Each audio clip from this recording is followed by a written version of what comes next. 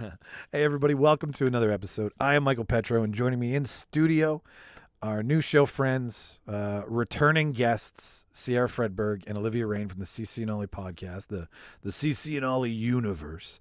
And they come back to talk about women in film. I'm a dude, first of all. If you can't figure that out, I am. And watch a lot of dude-centric stuff. And even if, like, I by accident, by not even any ill will of my own, I find myself watching stuff that tends to speak to the male audience. And I was like, well, I don't know what it's like to be in the female audience, so I'd like to have that conversation and talk about some things that maybe make me a better person with film and a better person in general. And these two girls were so willing to do that, and they were so amazing for it, and we had such a good fucking time. Thank you, girls, for coming on. I really appreciate it. So we talk about what we watched. We give you a little bit of review of what's going on in their world. Some shocking things happened. One of them watched a film for the first time. We got to talk about it. It's great. Don't want to ruin it because it's just awesome to enjoy that. I'm talking too much. Stay tuned for a live recording announcement coming to you from the Reel Debaters. Live recording where you can show up and actually be on the recording with us and debate. It's going to be very immersive. That's coming soon. Anyways, that's who's on the show. That's what's on the show. If this is your first time, please stick around for the end credit trailer. It is how to enter the Debaterverse. Everything about us that you may want to know after sampling one of these episodes. Try out a couple other ones. Some debates, some conversations. I'm hitting the mic stand now. I've got nothing else for you, ladies and gentlemen. I will cue the reel. Please enjoy Ciera Fredborg and Olivia Raine. One more time, the Ciera and Ollie podcast. Listen to it. Watch their shit. Subscribe to their YouTube channel. I'll cue the reel, and you enjoy the show. Let's tidy up this tangle of film by putting it on a reel. Here is a motion picture film, 1,000 feet, 16,000 separate photographs. Welcome, everybody, to the official space section of the charter. What's the truth? You can't handle the truth. Sir, you're out of order. Out of order. I show you out of order. 3, 2, 1. Ladies and gentlemen, welcome back to another Reel Debaters production. Welcome back to the show. I am Michael Petrow. There is nobody here that you will well, actually, if you've been a long-time listener, you will recognize both of these ladies. They have been on the show before. You are very lucky to have had me convince them to come back. We have got Ollie and Cece, Ciera and Olivia from the CC and Ollie podcast. Hello, ladies. Hi. Hello. Isn't it so much fun when you've had like this vibe and then you're like, all right, let's start the show, and then the vibe just falls off the end, right? Like, I don't know what to say. I felt like there was like a high pressure to perform. No, we very low expectations. So you don't want my 3-part musical number? Because I do. Yeah, I was gonna sing and I was gonna just like instantly harmonize with whoever wanted to join. Yeah. We can try it again if you want. No. We'll save the harmonies for later. Fair enough. When we're feeling more romantic and more musical. You want to get want to warm up. Fair enough. You can't ask somebody to perform on the spot. I get it. Well, ladies and gentlemen, you are in for like a special. I've been wanting to have a conversation like this for a while because we have been told in the past that we are very, very male heavy. And I was like, you're right. Like, all it is a bunch of fucking dudes sitting around talking about superhero movies and the things that we like. We have no problems having these conversations, but it's what it was just producing. So we went to Comic-Con, and the first person I met came up to us and said, you need to have more women on the show. And I was like, fair fucking enough. Like, it was such a great critique to have. First of all, it was weird to have a fan. That was like, we listened to you was what they said. And I was like, this is just trippy because we're just 4 idiots in a basement, having our conversation. Like, not enough. We need more. We need more of them. Right? I'm not just about checking a fucking box. I'm about having these conversations. Before we get there, we're going to have a bunch of dumb, stupid fun before we start talking seriously. Yeah. So, we have to talk serious? I was just going to be dumb and stupid the whole time. our level of serious, you'll find out. It's pretty easy to handle. JK, I can make some introspective comments. Okay.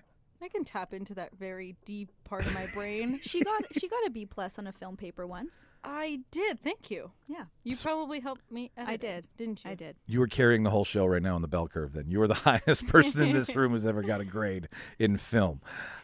So, like each and every week here, ladies and gentlemen, I'm curious to find out what eeny, meeny, miny, tweedledee, tweedle.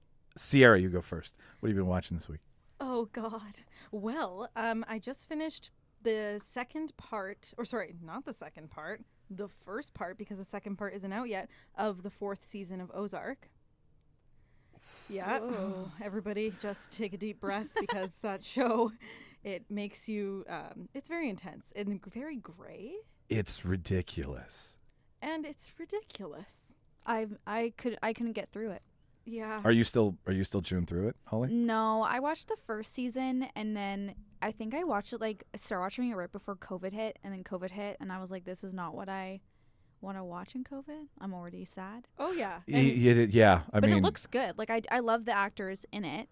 so but you it's just tried not my show. tried the first season and then you were like, man. Yeah. Okay. That's like where Ciera and our differences come out a lot. Like she is able to watch a lot of things that I can't because I'm just a little too sensitive. Yeah. I do watch a lot of like intense thriller, more on the dark side kind of shows, and I don't know why. Maybe it's because deep down I'm a badass. Deep down, I want to be a money launderer for a Mexican cartel. Exactly, but It's just homework for you. I watched the first part of the 2 parts of season 4, and I knew everything that was gonna happen. And it's like they showed you what was gonna be coming. You're like, this person's gonna die, and now watch the 45 minutes leading up to this person dying, and there's just a lot of gunshots. Well, you make a really good point on how long it takes. Like what's going to happen within the first act of an episode, but then it's just this high level of stress. Like I come out of it and I feel like I need to have like chakra bowls and find my fucking center and like crystals and incense. Like it is a mental ride because you're sitting there and it's a stretch to be like, what would I do if I was involved in a Mexican cartel money laundering operation? That's a stretch. But like just the suspense that these characters are living in is ridiculous. Yeah, and Jason Bateman, I love him, but he's way too chill the whole time. Like, really? Yeah, his wife Wendy is like Nuts. You know, she's like strong, and then she's nuts, and then she's like really cool and collected, and she puts on her like really friendly demeanor to get what she wants. But Jason Bateman the entire time is just like relaxed. I think he's choosing not to feel, and then it makes you as the viewer be like, what the hell, man? Well, okay, so you know enough about Wendy and Marty's relationship and how we come to find out what they're going through. So you got a point there, like how he's been trying not to feel since we met him. He's been like, I'm fucked either way. I need to like he was willing to kill himself to get the life insurance to get his family taken care of, and then like let's just call the whole thing off. But then has a sudden change of heart, and now here we are, and it's like.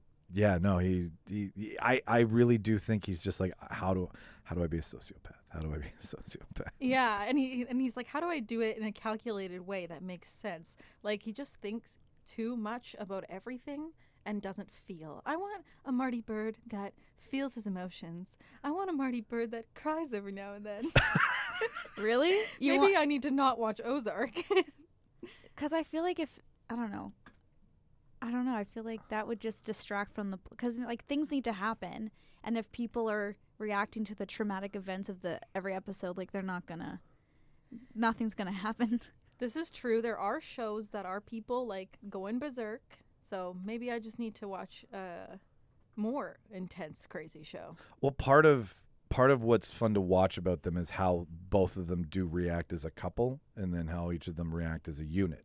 Or as people, sorry.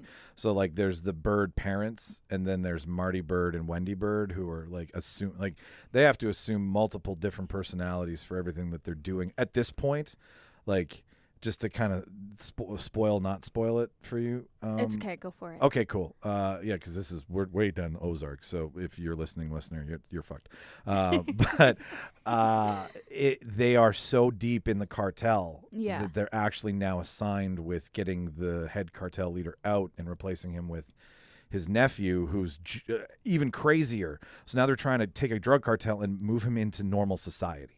As you do. Yeah. But they're now caught up in managing the cartel and managing the crisis and negotiating with the FBI, like things that normal lay people just don't have the fucking chutzpah to do. But Wendy political aspirations and being like I guess she's like almost a fixer. I don't know. I still don't know what she's doing. Basically, in this season, she's been like creating her political facade and her public image. But, okay, Olivia, get ready. Well, nice. Wendy kills her brother in the show. What the heck? Okay. Yeah. And See, then no. she's going out and like talking on TV. She's like, my brother's missing. And I'm like, what are you doing, Wendy? So basically, Wendy's just digging herself into a huge hole. Yeah, I don't think they're smart people.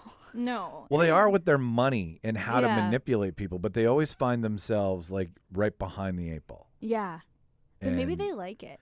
Well, that's where I think they do. that's where your point, Ollie, is like.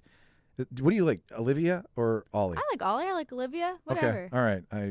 We're getting to know each other, kind of. So, Yeah, so, Ollie's great. Yeah. Majority of people call me Ollie, I would say. All right, Olivia then. Yes.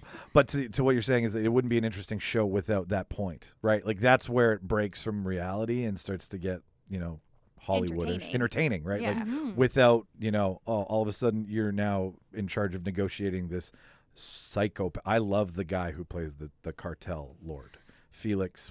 I just started following him on Instagram. He is you want to feel a sense of dread and pressure and just impending violence Yes. in the room on screen. He does such a good job of making you know where your place is. Yeah, he really does. And dread is the perfect word. And I do want to see his like softer side, because you can like tell that he just wants to like live a normal life. Like there's the Aw. opposite, because he has that in him, that big powerful drug lord essence. But then there is the complete opposite that like he touches on every now and then when he's talking with Wendy. And I'm like, you Yes. are a bit soft. It is only with Wendy too that you see this, right? Like his menacing, like I'll leave your head at the border kind of mentality is with everybody, but then Wendy Bird, and it's this deep. That was a great Thank you. impersonation. Won't do it again. Won't happen again. But he assumes a different personality, and it's acting, right? It's Yeah. watching that transition happen seamlessly. Felix, what the fuck's his name? And he's like this loving guy on Instagram. Like he's this artist, and he's this that's auteur. Like he's like I think he's probably done theater work just by like the vibe you get from him, and then you're that guy, like fucking nuts. Acting. How did you like how it ended and being a 2-parter? Like they're Harry Pottering this shit, right? They're Lord of the Ringsing it. Like they're doing that with they're doing that with Stranger Things as well. Oh, what the really? fuck? Yeah, volume 1, volume 2, Wait a season second. 4. Is Yeah. it out already? No, it's coming out. Oh my god. Yeah. It's also ending too. Did you hear? Yeah. Stranger Things coming to an yeah, end. yeah. Yeah. You can only milk the 80s so much on Netflix between Cobra Kai and Stranger Things. Yeah. There's nothing left for anybody else, guys. Come on. What's the Dirty Dancing TV show? That's true.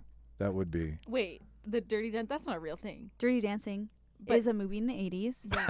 Let's go back to the I beginning. modeled my grad dress after her.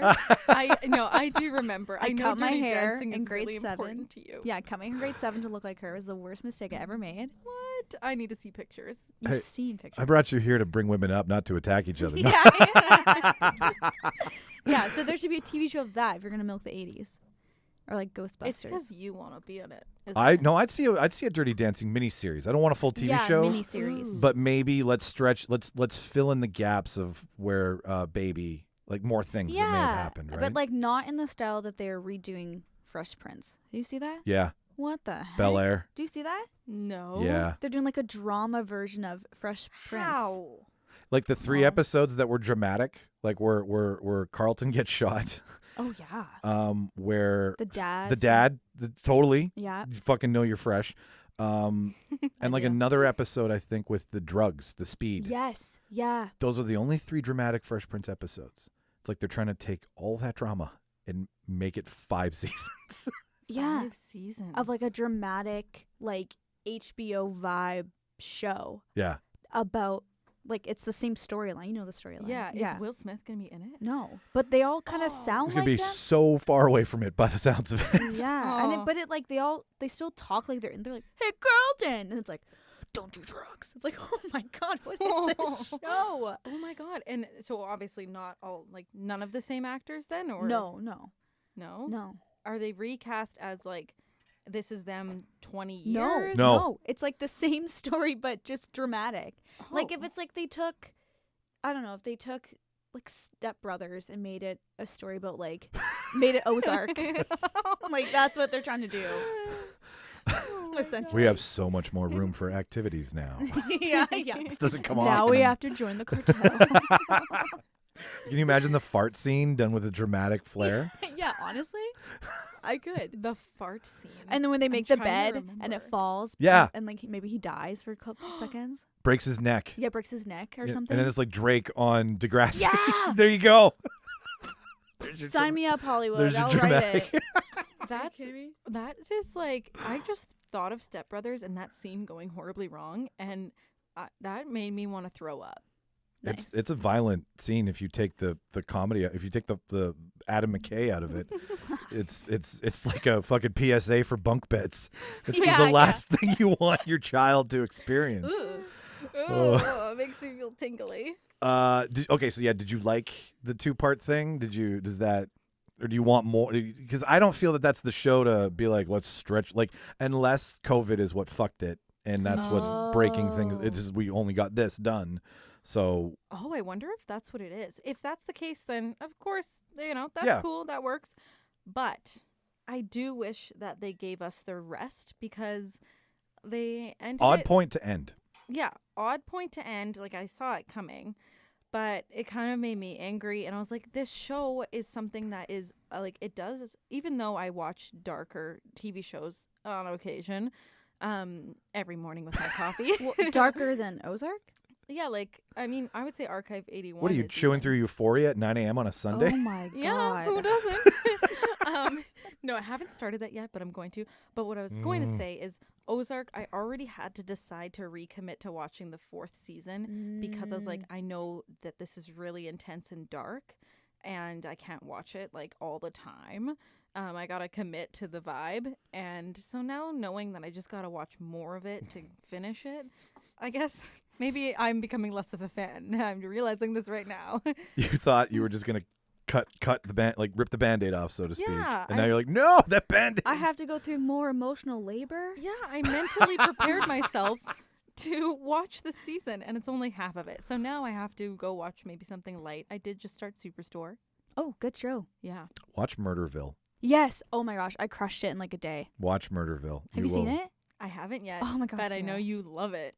Yeah, it's It's- made for me. It's Like, Could you not break? oh, I think I'd get so, because I'm very competitive, and Oh, so you'd get right in there I with feel Arnett. like I'd be like that football guy, like Marshawn Lynch. I feel like that would be me. Like, I'd be so in it. I stopped at the Marshawn Lynch one. I watched the Ken Jeong one, Oh, that's which is hilarious. him just trying to hold it. Yeah.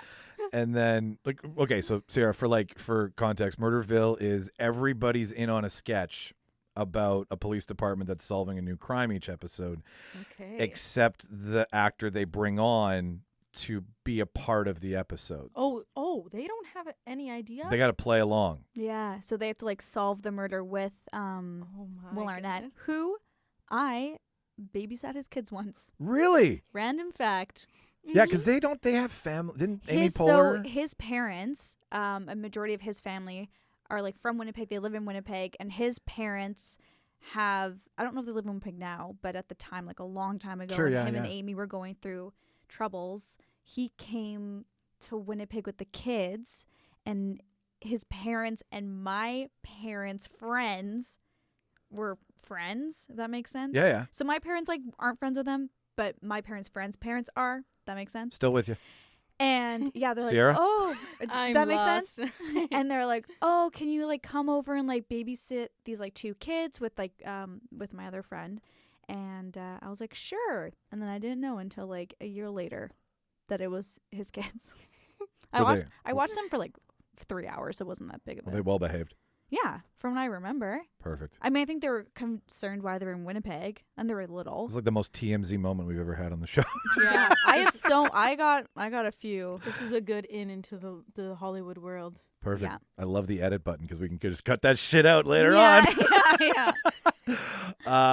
yeah. No, Murderville is something to take you back, and we'll come back to that in a second because that's what I was going to talk about this week. But anything else that you're loving about Ozark besides the fact that you're addicted to dark David Fincher-esque television?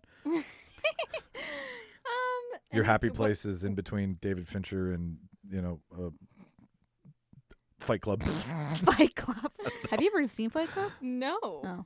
Should I? I want to do commentaries with you for movies that you haven't we'll seen? talk about that later. Oh, yes, please. There's a long list. Any last comments? Yeah. Ozark, the character Wyatt, I feel like he never got a fair shot, and I'm angry about it, and I wish I could help him. And He does play a lost puppy very well. he does. His eyes, every time I look at them, my heart sinks, and I wish he wasn't on the show, but I had to watch it because I had to watch him go through what he had to go through. Anyways, I hope he's in something else soon. And I also we're watching Ruth. Like, Ruth is now in that show Inventing Anna. Yeah. So I'm really excited to watch more of her. What's her name? Julia Garner? Julia Garner? Garner? Fact check us in the comments, guys. Yeah. Julia Garner, I believe. I said that on Saturday, so I think I'm right. Yeah. Julia Garner for now.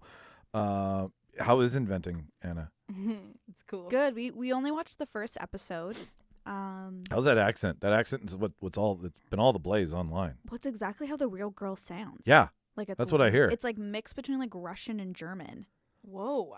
I read an article that she's like, I didn't want to be too American and I didn't want to lose where I came from. So it's like a hybrid of her being able to switch in between where people would be like, oh, you're an American socialite. So she could pull her con while still remaining who she was to the people who knew, the real truth about her. Yeah. Wow, that's why it's such a mixed. Yeah, so I was like accent. real confused for like 10 minutes. I was like, is she drunk? Yeah. I was like, okay. Is so the first episode is these days is, that's where they get you, right? Like it used to be the first to the third. In between yeah, 1 I through feel like 3. this is a first to the third because they Okay. didn't get much into like her, like I'm really interested to see like how she like conned people because I like that storyline, but it was a lot about the reporter and her being pregnant and like being sad that she's pregnant. Anna Shumsky or Alana Shumsky, who's the Yeah. girl from My Girl. That's who that is. Oh. All grown up. Oh. Yeah, right? Took She's me a minute great. too. Yeah. We were wondering. We're like, we haven't seen this actress like in anything recently. But Yeah. you've seen her and you were like, how Yeah. I know. I was in the same boat. I was like, Yeah. you cry when Macaulay Culkin dies from the Yes. bee sting. Fucking childhood memory. Yeah. Sorry. Unlocked. Core memory unlocked. Yeah. So I feel like I want a little bit more out of the first episode because like I don't know, I like hearing all that like fun stuff, but it was good enough that like we're gonna watch the second. Mm-hmm. Is it? Can you see that that's the story that they want to tell? Like that's where they're going to go with all that stuff because that's the juicy details. We want to know how she bilked like hundreds of millions out of I people. want like a and- Gossip Girl vibe, you know? Okay. That's what I like. Yeah, it is. It's like could be Gossip Girl, but it's not. Yeah. It's like just a few steps away. Mm-hmm. And I think in the last like 10 minutes of the episode is what I remember the most is her like putting together the pieces of this girl's social media and everything coming together. And the first half of it was like, I'm a reporter and I'm in a shitty desk at my work and I'm pregnant. And I wish it just would have went straight to the Her getting onto solving the story. yeah.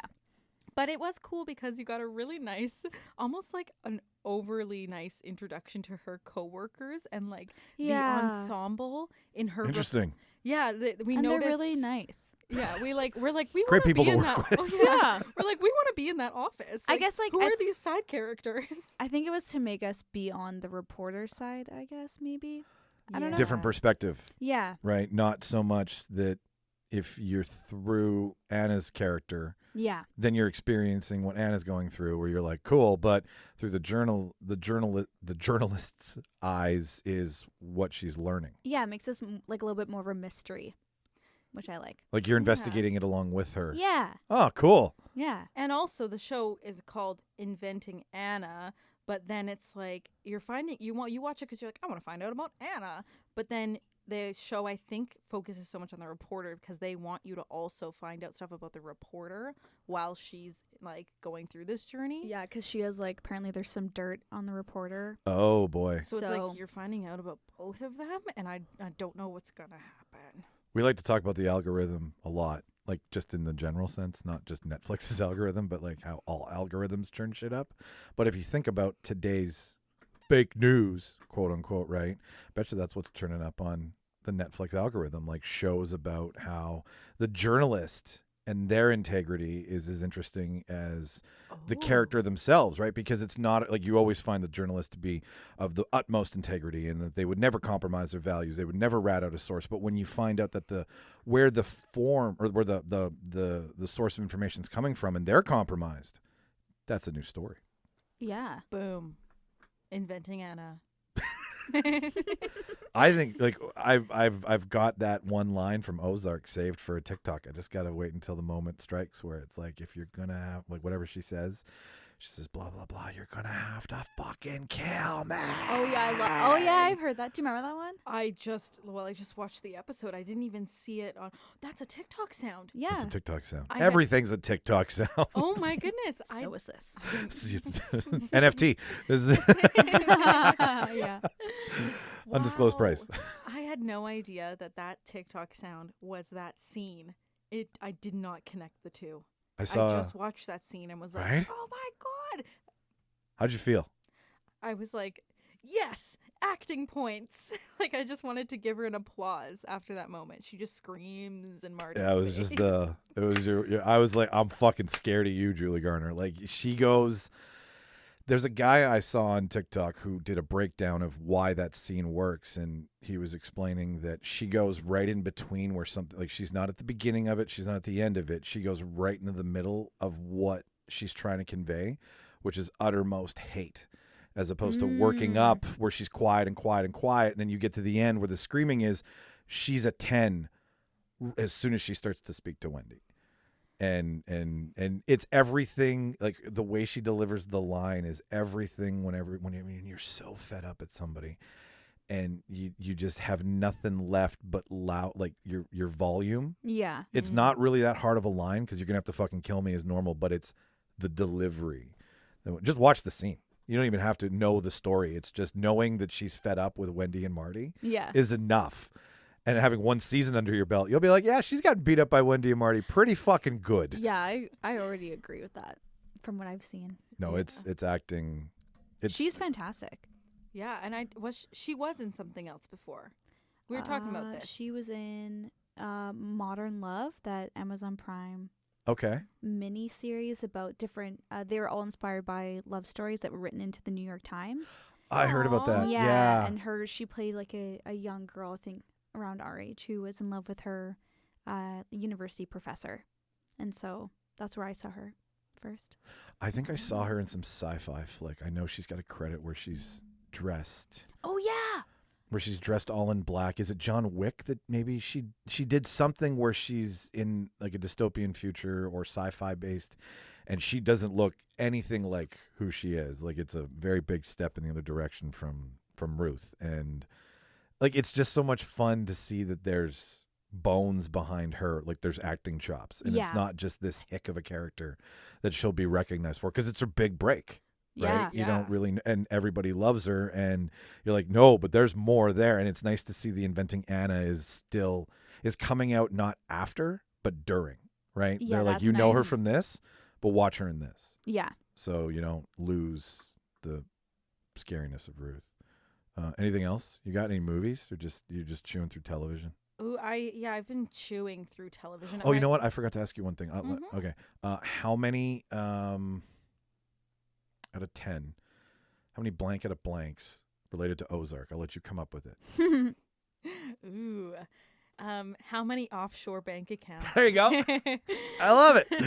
I would say, if we're talking the entire show, the entire series, 4, just the first half of 4 so just far. the first half of 4, I would give it 7.5 Okay. out of 10 offshore bank accounts. Who's monitoring those accounts? Is that Marty Bird or is that His son? kid. His kid. Okay. Yeah. His kid. That's part of the story. Is his kid has realized how to. Mm. The only way Dad loves him is if he launders money as well. Same. And it's a hard knock life this kid has, know. right? And so he sets up accounts for somebody else and then gets in shit, and then there's this father-son bonding moment where he has to go to his dad and be like, help me, and Dad's like, I can take care of all of this, we'll just reroute the money here. And you're like, you're both breaking 900 federal tax laws, But it's weirdly sentimental. right? Exactly. So do you maybe want to break a law tonight, Olivia? Just Yeah. for friendship. Yeah. Yeah. It's a bonding moment. Let's find the most the most simple, easy Just a bylaw even. a bylaw. Should we let's cross the street without a crosswalk, like jaywalk. Okay. Finds go. out later tonight that we like actually got hit by a car. I would not love it if you got a ticket, Yeah, but why? my God, if you got a ticket for this, that's the best part. And we get a ticket. You got it. That's in the fucking behind the scene clip. Yeah, yeah. Yeah. Any movies, or is that your that's your big watch? I think That's fine. Other than that, I'm trying to get through all of Shameless. Oh, that's a big fan. We're big Another fans of Shameless. sad Yes. show. yeah. But yeah. funny, But sad. funny sad. Yeah. Funny sad for sure. It's got a good balance. I think I'm on season 9. What's that show? Frank doing right now? That's the best way to gauge that Yeah, show. that's is true. What's Frank doing to humanity? Oh, that's the one I always Whoa. forget to turn off. That's the Batman soundtrack. Whoa. I know. That's take you. Oh, sorry. Whoa. I'm just Fucking mansplain. I will take that back. I'm just kidding. I'm sorry. I'm so used to doing that with Shauna because she doesn't give a fuck. It's not because she doesn't know. She just could give a fuck about stuff like that. So I'm like, no, that's the. She's like, oh, whatever. I still don't care, but thanks for telling me. So it's just a gut reaction to explain my nerdiness in this house. I apologize. No, I was just teasing you. Fuck. That was good. What's the Batman soundtrack? Let me just tell you what you don't know. Fucking moron. I am. got to see the Dark Knight Rises VIP pre-release before it came in. How did you theaters. manage to do something so fun? I don't know. I was dating a guy at the time who got tickets and took me. Wait a second. Didn't you go?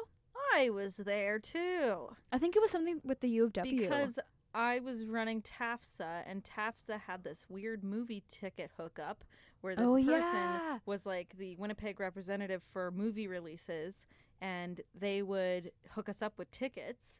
And yeah, I remember we all went, and I had never been to a Batman movie, nor had I ever been to like a pre-release. So when I got to the it was theater, intense. I was like, where am I? Everybody was there like half an hour What early. multiverse is this? Yeah, I think we were sitting like the second row.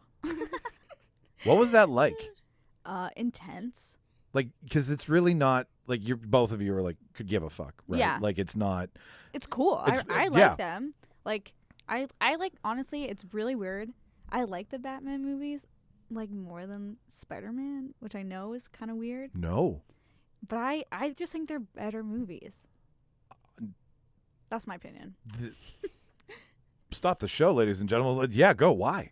Please I tell us. I don't know. I think I sometimes find that like I like the animated Spider-Man movie because that's like was really different. Yep. But I find like Like They the tr- Spider-Verse one you're talking yeah, about? Okay. I love All right. that Yeah, one. yeah. That was so creative. Yeah. But I find the other ones like really like to joke. They're like, oh, we're in a Spider-Man movie and we're aware of it. Like there's like kind of like Deadpool like third wall thing that's been like a trend, which I'm kind of over it. But I love the intensity with Batman and how everyone is like fully in the world and there's no like kind of like winks to the camera, if that makes sense. Like Yes. I like the comedy in it, but I find like I can get into the Batman movies easier because like they're so in the world. I'm like, yeah, like we're in this Batman Yeah. world. Like I think there's just some more mystery to it, and I find they're very different. Like every single one is like Oh, it's a different. huge conversation about the Batman Yeah. Warner Brothers film Yeah. everything versus the Marvel film everything, and there's so many things there you can argue. Is it the filmmaker? Is it the story? Is it the characters? Right? Because Like, are you when you say Batman, are you talking Burton or are you talking Nolan? You're talking Dark Knight, right? Yeah. Nolan. Okay, Yeah. so the big world, the expensive world of Batman. Whereas the Burton version, humble opinion over here, because it's the Batman soundtrack, is campy and kooky and fun off of the 66 Batman, which is the original Batman that we get, right? Yeah. Which is, there's the TV show and then the one movie that they did in the version of the TV show. Everything is playing before it. So, you know, you had your campy shit. Then Burton was like, well, this is what I have to work with, so this is what people will expect. But then Nolan's like, well, this is what people got, so this is what I'm going to, like, we're here now, right? And it's world building. Yeah. Where Marvel isn't not world building, but they're all the same. Like, they're kind of like, and I don't want to get in trouble, but to me, it's the same thing as like a soap opera or like the Bachelor series. Like, they're all the same. Yes. But there's just a different lead. And I just find like all the jokes are the same. And I like when I watch kind of the Marvel films, like, and people love them and they keep doing them the same way because they make a ton of money and it works. So like, keep doing it. But to me, watching them, like, I feel like I saw this movie 2 months ago, but it was a different lead. The fatigue that comes from the same blueprint. I get it. Like, Yeah. there's a reason Marvel is the way Marvel is, and I love it. But I'm also now aware of there's a mechanism that's playing off of me and using me and playing into things that I like, and they're the classic Greek story hero's arc, right? Hero's journey. And when that's what every comic book is and how they intertwine with each other, it's like, okay, we'll just introduce a new character, new hero's arc. Yes. Right? And that doesn't change. So if you really like the fun of it and seeing it off the page and the fan service, great. But not worthy of Oscars. Not telling new stories, not creating masterpieces that will be remembered, that should be locked up in the film archives when we all die. Just fucking tentpole. Well, hear me out. Okay. All of the Spider-Mans Yeah. on the show The Bachelor. Ooh. Ooh. Like all the actors? Holland, All of the actors. Garfield, Oh my God.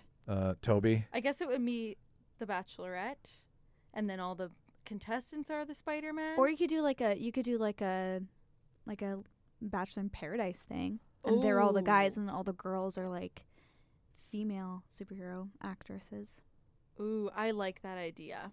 But where does Batman come in? Because I feel like if Bachelor in Paradise is happening with all the Spider-Mans, you got to give all the Batmans their moment too. Like, do they come in halfway through on the island? They're like, I'm here to steal the ladies. I'm gonna go different show altogether. Like, if you've got the Bachelor for Spider-Man, then Batman should be Fuckboy Island. Oh my God. I'm on season 1. I just ding. started Oh, okay, that. so perfect. You know, Oh my gosh. Yes. why so now? Why more now than before?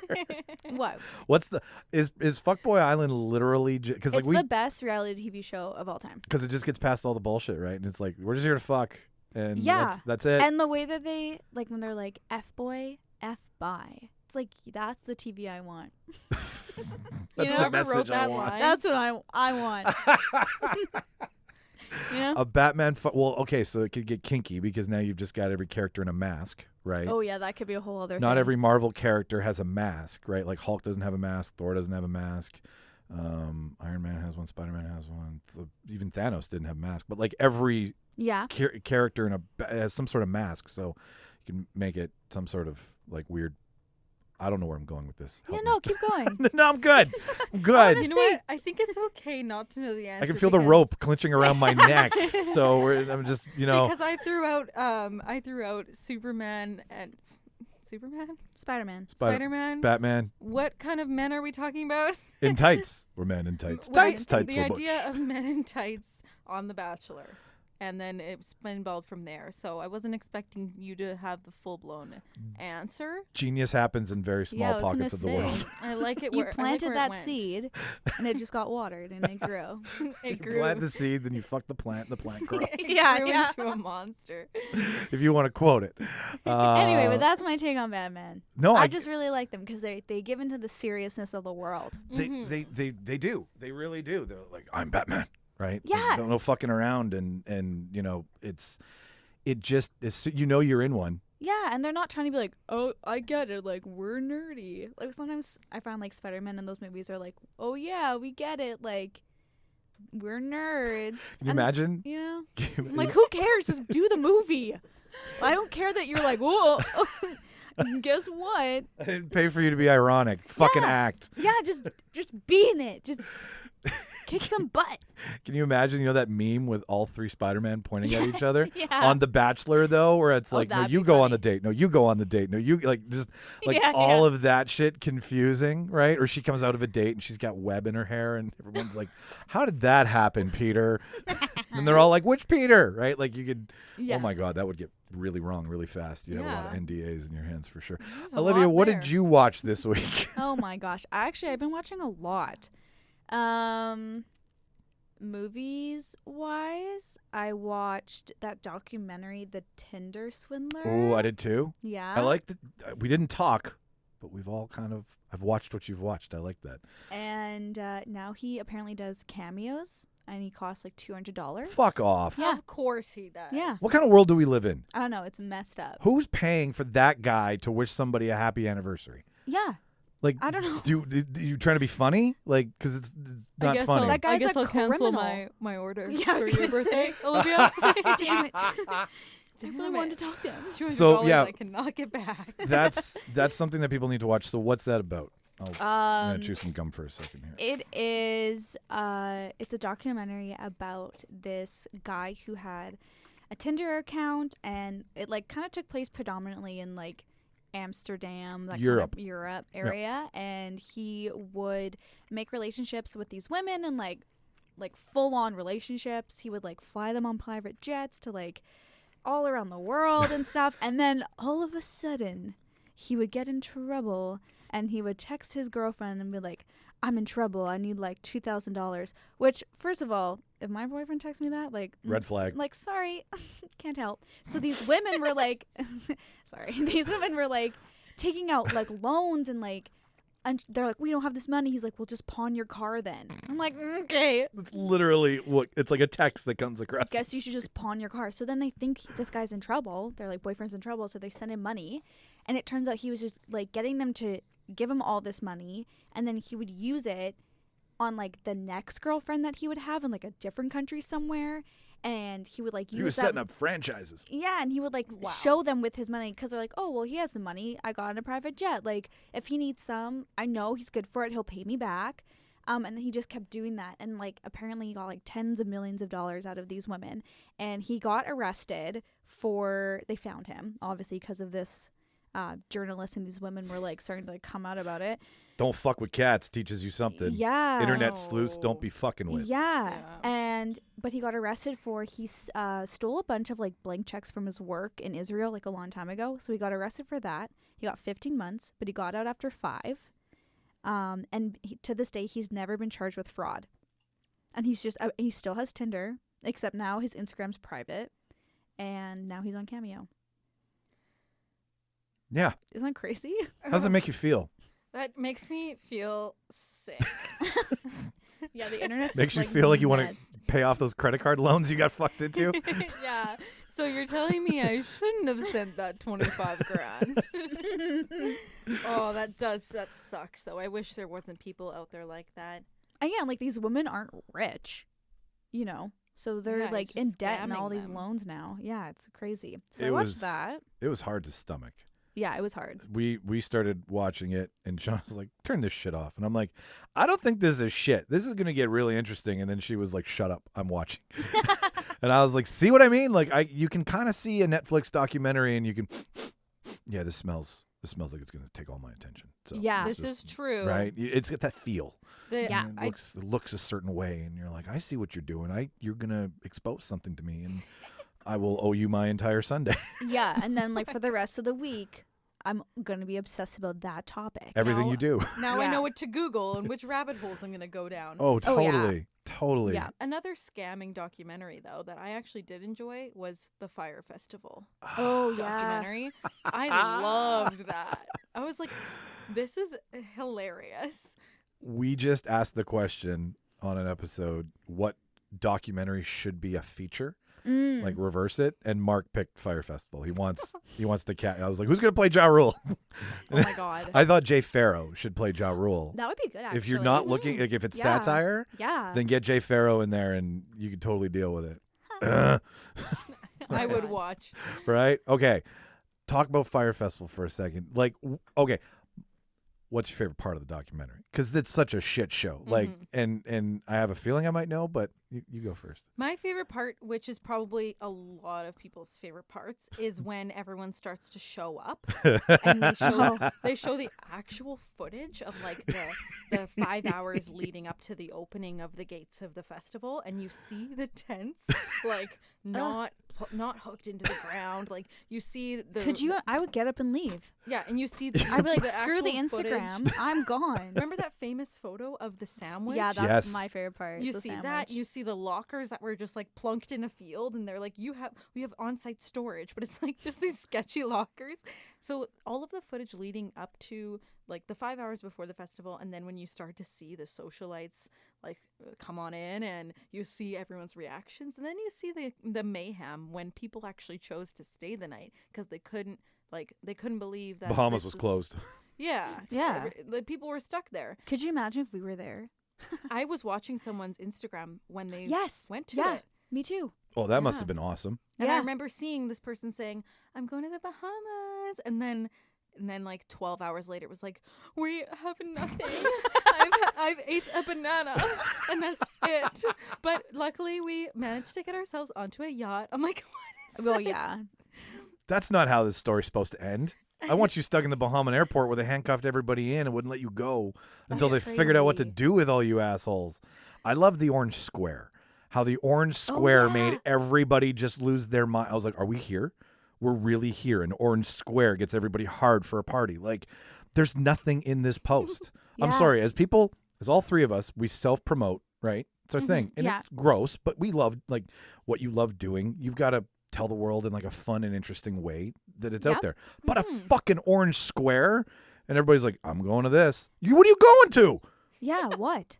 But it's just, I feel like it wouldn't have worked anywhere except like the Bahamas or LA. Like I think because they got the right, Yeah. like I think us seeing They an picked the orange right end of the- square, we'd be like, okay. You'd be like, "There's no graphic design." but This like is Tiffany- immediately sketchy. Yeah, but Tiffany, who has like 50,000 Instagram followers, wants to go. And sees an orange square and is like, "Ooh, this is cool. This is elite. yeah." Yeah. Where it's like, no, it's just an orange It's square. fake. It's a fucking shade. They didn't even Yeah. put any sort of image on it. Don't Yeah. trust it. You're not Picasso, okay? You can't put a piece of orange on the wall and charge $250,000 for a VIP experience. Like, you have to give people something. Like, that's what it was. It was Yeah. just this, like, modern art piece of shit advertising. Oh, my God. I was just so livid when that was I was like, okay, if all these people are duped into going, then, all the video that they took of Ja Yeah. Rule drinking Coronas and, like, having a good time, I was like, I'd go to that, right? Like, I like a festival. I want to go to one. I don't have the balls for Coachella, but if someone paid for me, sure, I'd go. So I'll pay. You guys, I'm gonna live post stream the whole thing. I'm gonna post GoPro here for 4 days straight. tonight on our Instagram. I'll post a pink square and I'll ask for $250,000, and then whatever Our enemies are after us. I'll do it too. whenever we'll we do it ours. whenever we get Yeah. the money, Let's see how far. I'm gonna say Michael needs to go to Coachella. We need $25,000 quick. Here is a pink square. If you can't afford it, just pawn your car. Yeah. There it is. Yeah. Well, Instagram, do what you need to do. every famous quote from a scam Netflix documentary we'll put in there. Yeah. Pawn your car. It'll be a good time. No, but so back to Tinder swindler for a second. Interesting when you watch a documentary that doesn't have absolution, hey? Like Yeah. it's like, okay, so I this thought is he'd happening. be in jail. Right? Documentaries always close with this happened, and now we have this. And it's like, no, this guy's Still out there. doing his shit. And his Instagram was public. Like I saw his full Instagram, and then the next day it's private. And that's like, what? Like how? It's like I remember watching The Jinx. Did you guys ever see The Jinx? No, I haven't. Robert something. He was the son of the famous family, super loaded, rich billionaire, elite types, and he ends up murdering somebody, cross-dressing and murdering another person.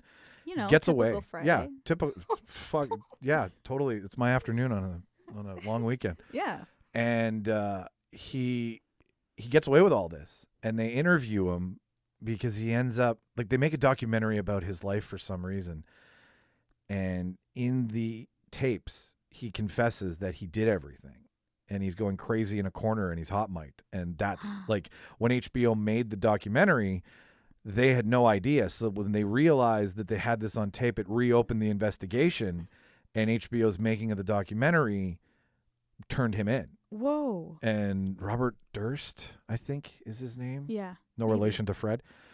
But it's really interesting. And just when you see a documentary that then goes, no, this is still ongoing, or like we expect our documentaries to teach us something but close it. Yeah, or kind of like you expect like justice out of it, I guess. Like I was like, now this is the part where like he's in jail and there's a video of him crying, and I feel good. But there wasn't. Rage. No, but there wasn't. It just made me feel uneasy. I was like, how? Because Especially you don't that he's know. still out there. Yeah, and like how many other women, and like he's still living the luxurious lifestyle. Like you can see in his Instagram posts, and like obviously if he's charging $225 for a cameo, you know, like what? But like, okay, Very so bizarre. Mm-hmm. so what do you think? Does this guy actually think? Because when you like, I don't know if the voice that they used. Do you think that was his voice? Yeah, that okay, was it his voice. All yeah. right. CGI makes me ask questions all the time. Yeah. But so you hear how big of a douche this guy is. Like as soon as you turned on this documentary, having heard about him and seeing him on Cameo, let's say, within 5 minutes you'd be like, I'm not paying for this guy's cameo. Yeah. Like if you know anything. So it's weird that he's using that documentary as a launch pad to make money on Cameo. It's like, well, this guy's a douche. Yeah. He didn't do anything even remotely interesting. He just douched his way through life. and yeah, it's fucking weird. It's so yeah. You know who's probably buying these cameos? Who? The same people who bought into Fire Festival.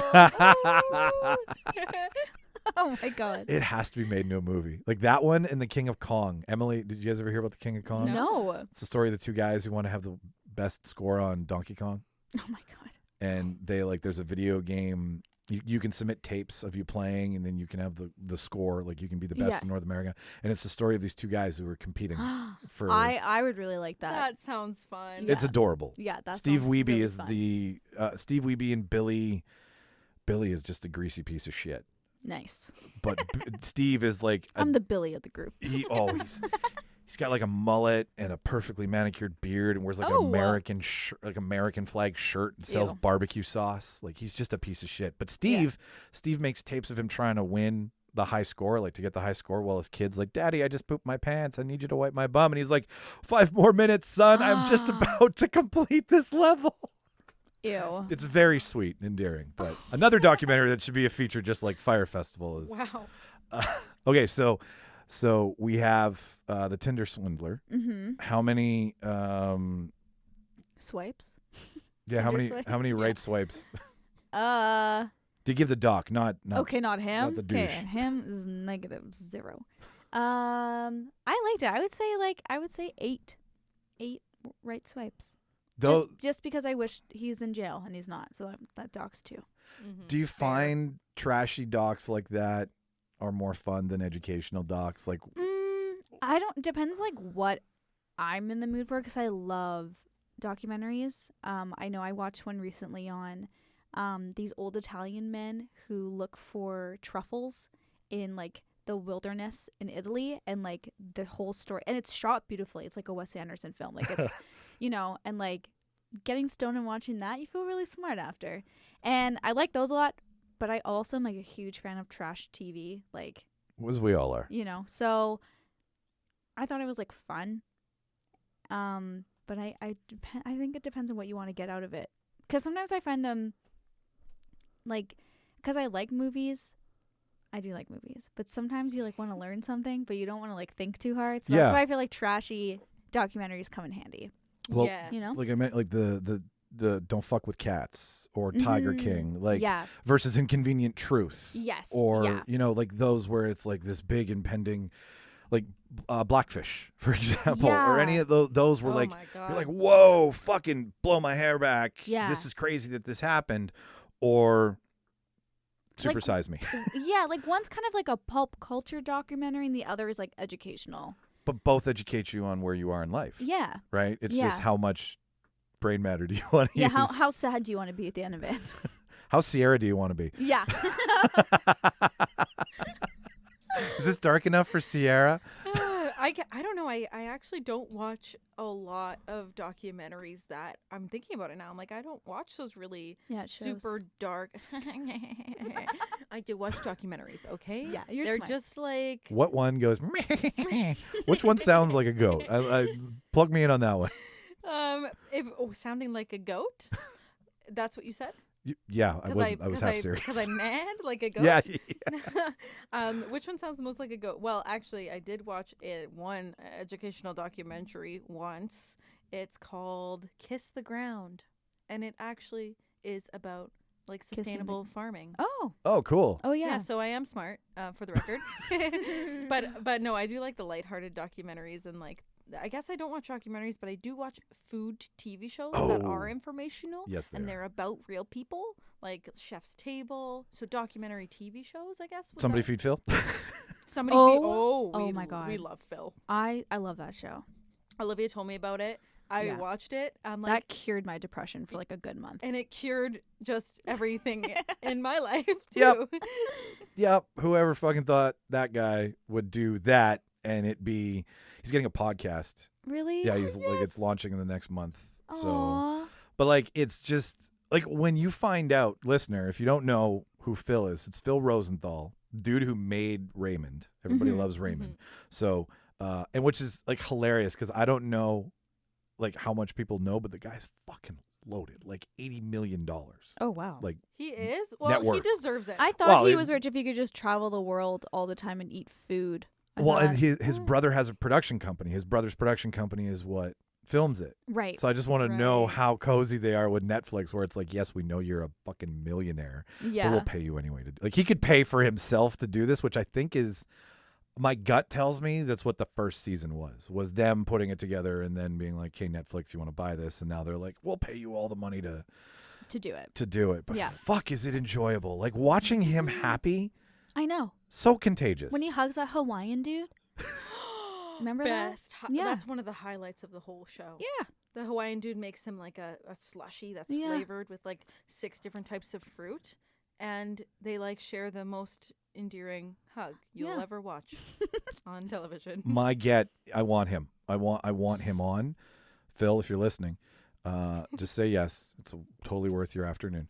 I'll even put Ollie and Ciera here too if you want, so that we can Please. bombard Phil with questions. But my goal is to have him on this screen and have Shauna just walk in and be like, "Oh, do you want to meet Phil?" and just fuck with her. Oh my god, that'd be crazy. Like it would be my dream to have her walk in, and because maybe we could, if he's on Cameo, we can pay him to do a cameo, and then, but we say LLJK, it's a podcast live. yeah. Oh, I think we're gonna talk. We're gonna. We need to make this happen. We're gonna fish for Phil. Somebody feed us Phil. Somebody feed us, Phil. For real. I don't even like, it doesn't surprise me that he's so rich because he brings so much joy to everybody. It's And you can't put a price on that. It's what happens when you write a hit TV show that people just keep buying. And yeah, and it also shows that like positivity and happiness can be a successful show. Yes. That's such a good point, Yeah. right? Because you want the conflict and the dark times and the rebound off of that, so that you emulate the feeling of good, Yeah. or just have a happy guy on screen. Yeah, it's just nice. Yeah. Nice and simple. And does what all of us want to do, stuff our faces and travel the world. Like, Yeah. there's no qualms about it. And then have to begrudgingly talk to your parents at the end of the I night. know. That's the bit that works. Yeah. Right. And when his mom made that soup, and then that like, The matzo ball soup. yeah, and the super like high-end chef came in and tried it. Like that, and he was like so kind about it, but she like didn't want to take any of his advice on the soup. She's like, no. Like, I love that stuff. That's so sweet. Anything else for? I'm watching Seinfeld for the first time, so I'm just on season 3. Ooh, early in the. I'm new to yeah. Seinfeld. Shauna introduced me to Seinfeld. I knew like, okay, I you know, Ass Man, and Yeah. you know, Jimmy's Down, and Yeah, you know, yeah, like yeah. you know the big bits, but you don't know what connects the big bits. So I'm new to Seinfeld as well. And is my I point. quite like it because I got Julia, what's her face? Julia Louis-Dreyfus. Yes. Yeah. I got compared to her a lot in university, so, but I like never On the dance floor. Yeah, especially on the dance floor. No, in acting school. And like I saw a little bit of Veep and I really liked it, and I like her, but I was like, I really want to see like what this is. Where did it start? Yeah, and like what is it about her? And she is amazing. I think she's great. But yeah, so now I'm watching the show and I quite like it. I thought I wouldn't like it because I remember seeing it on TV when I was like a kid and being like, this isn't funny. Mm-hmm. But watching it, I guess now that I'm older, it's hilarious. I have never seen it. I just Yeah. remember I have that like same memory of watching people watch it and be like, what is this? It's Yeah. like a comedy TV show. Yeah. There's a lot of those. Yeah, when I you're like it. when you're done it, you really need to watch Curb then.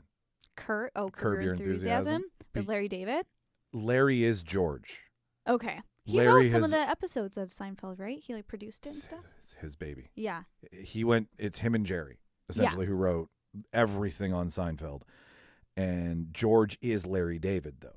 So when Okay. you see Curb, you just get the guy who is George and writes from his real life for this show, like the MAGA hat episode on one of Yeah. the more recent seasons, where he's like, I'm just going to put a MAGA hat on because I don't want to be around people, is something George would do. Yeah. Oh yeah. So now you're watching the guy who invented George do things that he wants to do in real life on a show. Like it gets a little meta once you're Yeah. introduced to George. I Wow. love that stuff though.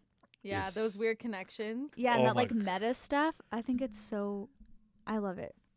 I think it's great. Seinfeld exists only in infamy because it is always funny to everybody because it's about everything everybody experiences.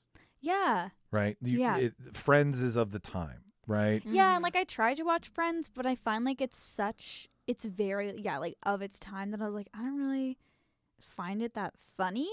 But I feel like if I grew up with it or like I watched it, and like it's more of like a nostalgia thing for a lot of people. Yes. It's not that it's like it's a good show, but not that it's like a well-written show, to be honest. It's more that it just like gives people that feeling of nostalgia and comfort. Well, and Jerry's comedy is funny too, right? Like Yeah. it's written into his bits are in the show. Yeah.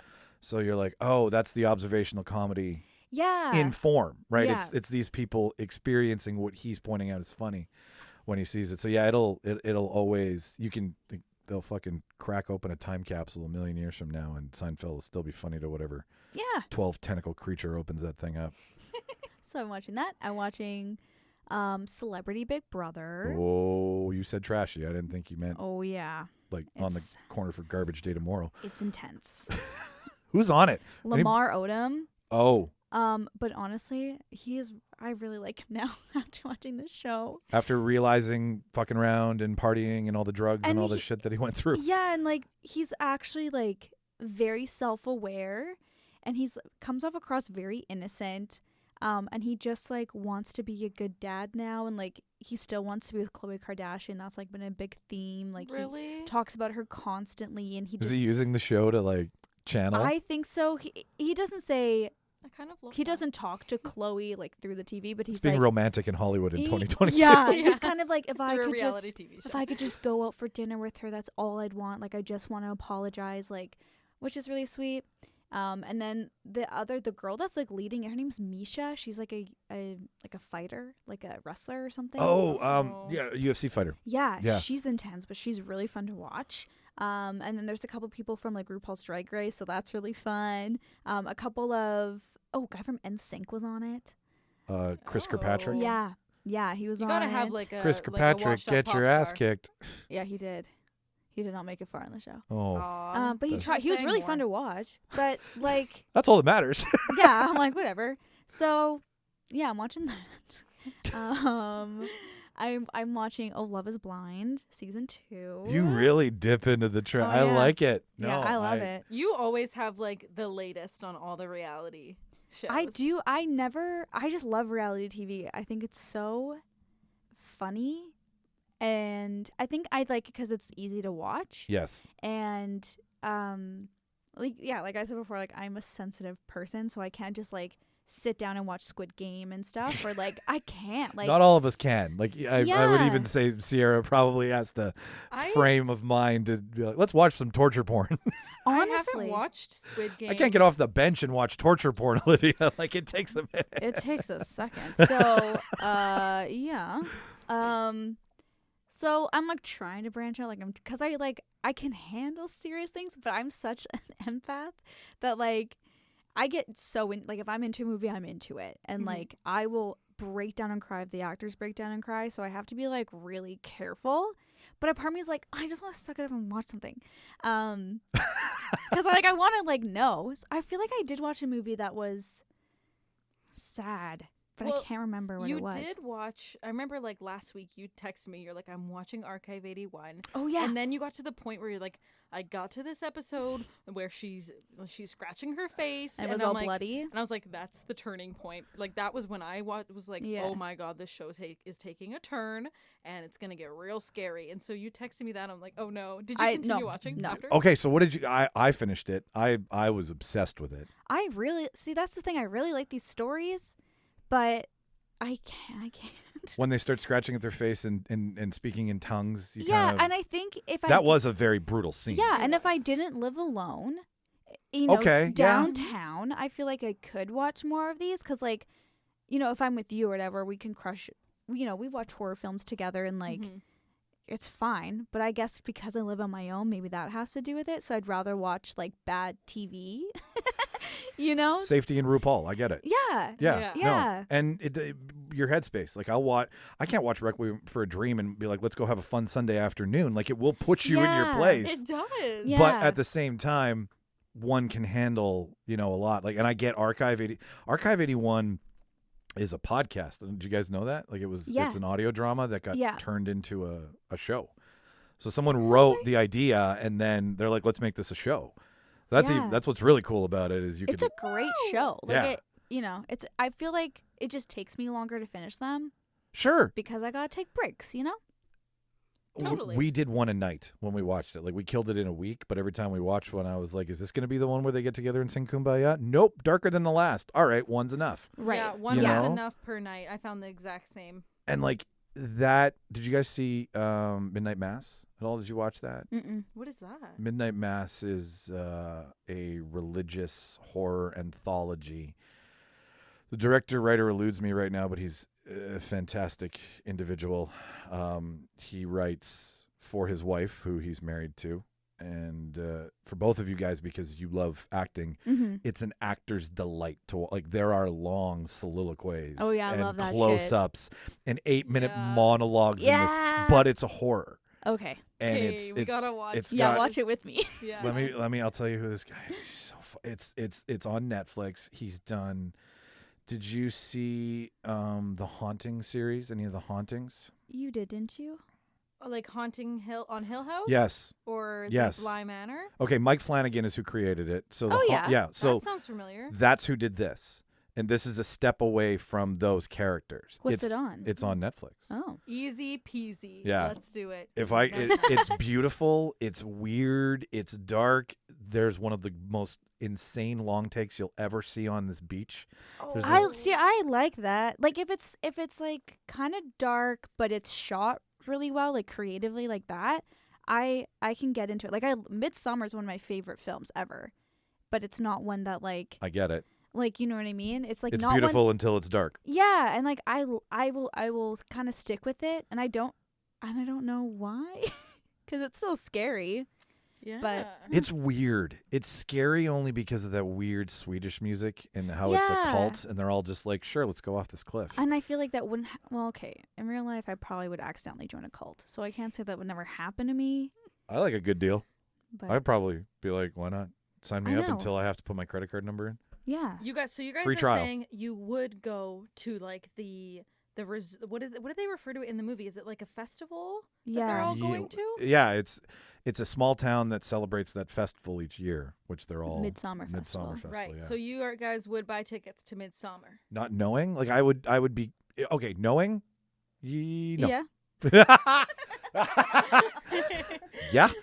Bring out that sledgehammer any day, she says. Oh, Let's gross. just watch geriatrics walk off a cliff any afternoon. I don't know if I could. I don't know if I could swing it. I think if I showed up. Pun and That was, intended. that was good.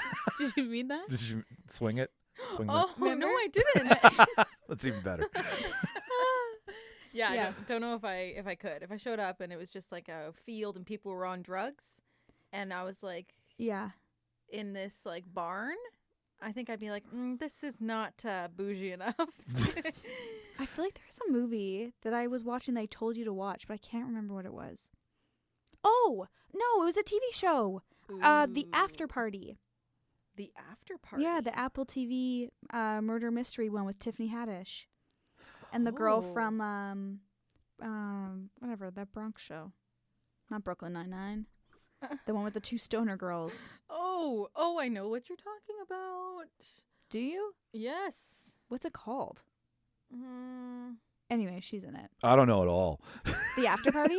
I've heard about it. Yeah, it's good. Is it good? Yeah, I really like it because every episode is a different movie genre. Interesting. Because there's a murder that happened. Dave Franco gets murdered in the first episode. And he's like this Justin Bieber, like, child star kind of, like, douchebag. you said my two favorite Yeah. people, And Dave so- Franco, Justin Bieber. And so he gets murdered and is at a high school reunion. So all these people in high school who like hated him, they all could have a motive. And Tiffany Haddish is the like detective that's on the case. And she says like everyone is like the main character in their own life. And so as she like Damn straight. yeah, and so as she asks all the characters their stories, it's like their perspective. So they're the main character, Oh. and each of it is like a different. So you like Whoa. it's really creative. When you That's break cool. the mold that you tell the story in, instead of it being act 1, act 2, act 3, Yeah. very procedural. Here's where we start. Here's where we'll end. When you change how we view it, how we see it, who we're Yeah. experiencing it from, in very Boba Fett, very like Yeah. where you just stop and introduce another character in the middle of your season Yeah. and hard turn. I love that. I'm Yeah. in. I'm in. It's super The cool. And like After Adam Party. Schwartz is in it, and like his is like a whole musical. It's really, really fun. Like Where is it on? it's on Apple TV. Okay, I need to get Apple TV tonight. Don't you? Just buy a new phone. I'll give it to you for free. You know what She I has did? it. She has that I thing. bought a new computer, and then You should have gotten something for free. I did. I had a year of Apple TV. Forgot to use it. Then No, I bought but a new you phone. have to like you have to and I activate it. forgot to If you activate activate it, it'll. You'll have it still. Okay, I'm gonna go home tonight. I'm gonna figure out how to activate my 2 times free Apple TV. Yeah, have 2 years free of Apple TV. Whoa. Because I got a lot to catch up on. Ted Lasso, Ted right? Lasso. Ted Lasso. Yeah. Ted Lasso. Just another happy thing to like Great show. like And first it gets sad. but gets still sad, but it's still all good. about it's all about optimism. Yes. In the face of not knowing how to coach a team in Yeah. and 100 other ways, but it's all about optimism at the end of the day, which and I've only seen like 3 or 4 episodes, but I was like, this is happy. I want to feel better. Food Network, easy to digest, in a better mood television that, you know, it is almost, it's a genre of itself now. Like easy watching Yeah. is a thing, and it can be anything. It can be Yeah. if you're relaxed by F1, I don't know how you would be, but if you are, sure, I get it. The hum of those engines, the look of those tires, whatever it is for you. You really sold that. Yes. The hum of those engines. Yeah. The look of those tires. Like I considered watching it after you said that. We talked about it yesterday, and I'm sold on like I don't car, I don't Yeah. sport, I don't automobile, and I fucking video game and movie. So when a show that is about a thing that I have no general interest in, but is delivered to me in a way that I can digest it, I'll watch anything. Like Yeah. I don't know how to make a knife, but Forged in Fire's fun, right? I don't know how to fish for tuna, but I'll watch Battlefish any day because I Oh, like yeah. fishing, right? Like so, if it's delivered in a way, then anything is anything. I'm a shill. I'll watch anything. I love it. But I'm looking at the time here, and I want you to pick one of those other 2 shows and rate it before we. Oh, move rate on. it. Yeah. After Party or Ooh, Archive. After Party. Well, Archive you haven't even finished, but No. you could still. Archive scares me. How many snuff films out of 10 do you give? Yeah. Right? Yeah. I feel like After Party, I give it a solid 9. Dave Franco's out of 10. That's a lot of That's Franco. big. Yeah. That's a nice amount of Francos. That's a 9-day Franco. Sign me up. yeah. It's better. That's all the Franco we want now these days. That's the Dave- only Franco Dave's- we want. That's Dave's- the only yeah. Franco we want. Dave's holding the Franco torch and carrying on the tradition. Yeah. Fuck, he was so much fun. Wow, we got to go do. We got to introduce Dave at. Dave Franco? Well, the guy who Dave Franco plays in the movie, when we went to go Oh, do right. The Disaster Artist. Oh, right. Yeah, We got to meet the yeah. guy that Franco plays. Yeah. Who plays Dave is the character. Hi, Yeah. Dave. And so we watched the movie that night, and like the original movie, not the remake. Not the remake. Yeah, the one where like the spoons get thrown Yeah, and it's yeah, a yeah. cult. But it That's was one I like. it was so much fun to go back down that road and watch The Disaster Artist because Franco's fucking brilliant. Like, Yeah. I can take James and whatever, right? Like, fuck the guy, but Yeah, I've met him. He's not nice. he just looks like everything that. Yeah, he's creepy. Yeah, like you look creepy. I don't even like what He you'd be a is janitor. creepy. You're just a fucking creepy guy. Yeah. But Dave is this bright little bundle of funny and energy. Yeah, and, he's nice. like, And he's married to what's her face? Allison Brie? Yeah. Yeah. Oh, I wish they did more seasons of Glow. Yeah. I really wish that show Yeah, didn't Glow stop. got fucking canceled. Or I really liked Glow. Me too. That was an awesome show. I And hope it someone really does that. came from an era of women's wrestling where it started, right? Yeah. Like they're taking the 30s, 40s, 50s where it was so taboo, and then 60s, 70s, 80s when it starts to pick up and just has a Yeah. very small market, but they're putting it right in the middle of the 80s. I think was it scripted in the 80s? Yeah. I think it was. Yeah, which is like the Fabulous Moolah, Yeah, it was so and fun. I loved it. The Yeah. acting was so good. Mad Dog Vachon's daughter, Luna Vachon, like all Yeah. those women that they were using. I was a huge wrestling fan growing up. Like Oh. me and my principal used to go to wrestling together. It was very You weird. used to wrestle your principal? Which school did you go to? Hard Knocks. No, my principal and his daughter loved. You wrestled your principal's daughter? Yes, in oil at school for money. My mom was the ref. Nice. I want to see that I'm documentary. mad-libbing my way out of this one. No, he was into wrestling. I was into wrestling. So when we bought tickets, we found each other at a wrestling event like a WWF event one night. And I was like, you're into wrestling? I'm into wrestling. So then after that, like, it was weird because WWF would come to town and it would be like, hey, Gary. And then like Monday morning, it would be like, hi, Mr. Bowles. Like, it's such a fucking weird switch. That is. right? Like, Crossing we'd be. that line with your principal. What did your parents think? My mom was there. Oh. My mom brought me and my friends, and Gary she like your brought. principal? Yeah, like they were the chaperones, and we were all the, Oh, like okay. we'd all just like scream, "Go Hulk Hogan" together, and then go back to school. But we'd have to pretend that we didn't have this wrestling Oh. relationship. But that having would, that secret in with the Yeah. principal, I wish I had that. oh, it was fucking amazing because I'd Yeah. always be like, "Listen, man, I know you like Doink the Clown, and I will hold that over you." Yeah. If you rat me out to anybody, I'm going to tell everybody who you cheer for. at a Yeah, I wrestling run event. the school now. Yeah, bitch.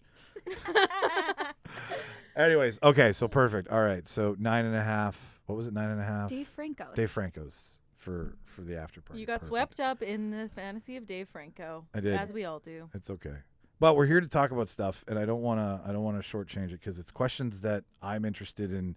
A, getting perspectives on, and B, like when I said at the top of the show that like we just sit here and talk about dude stuff, we do, but we love.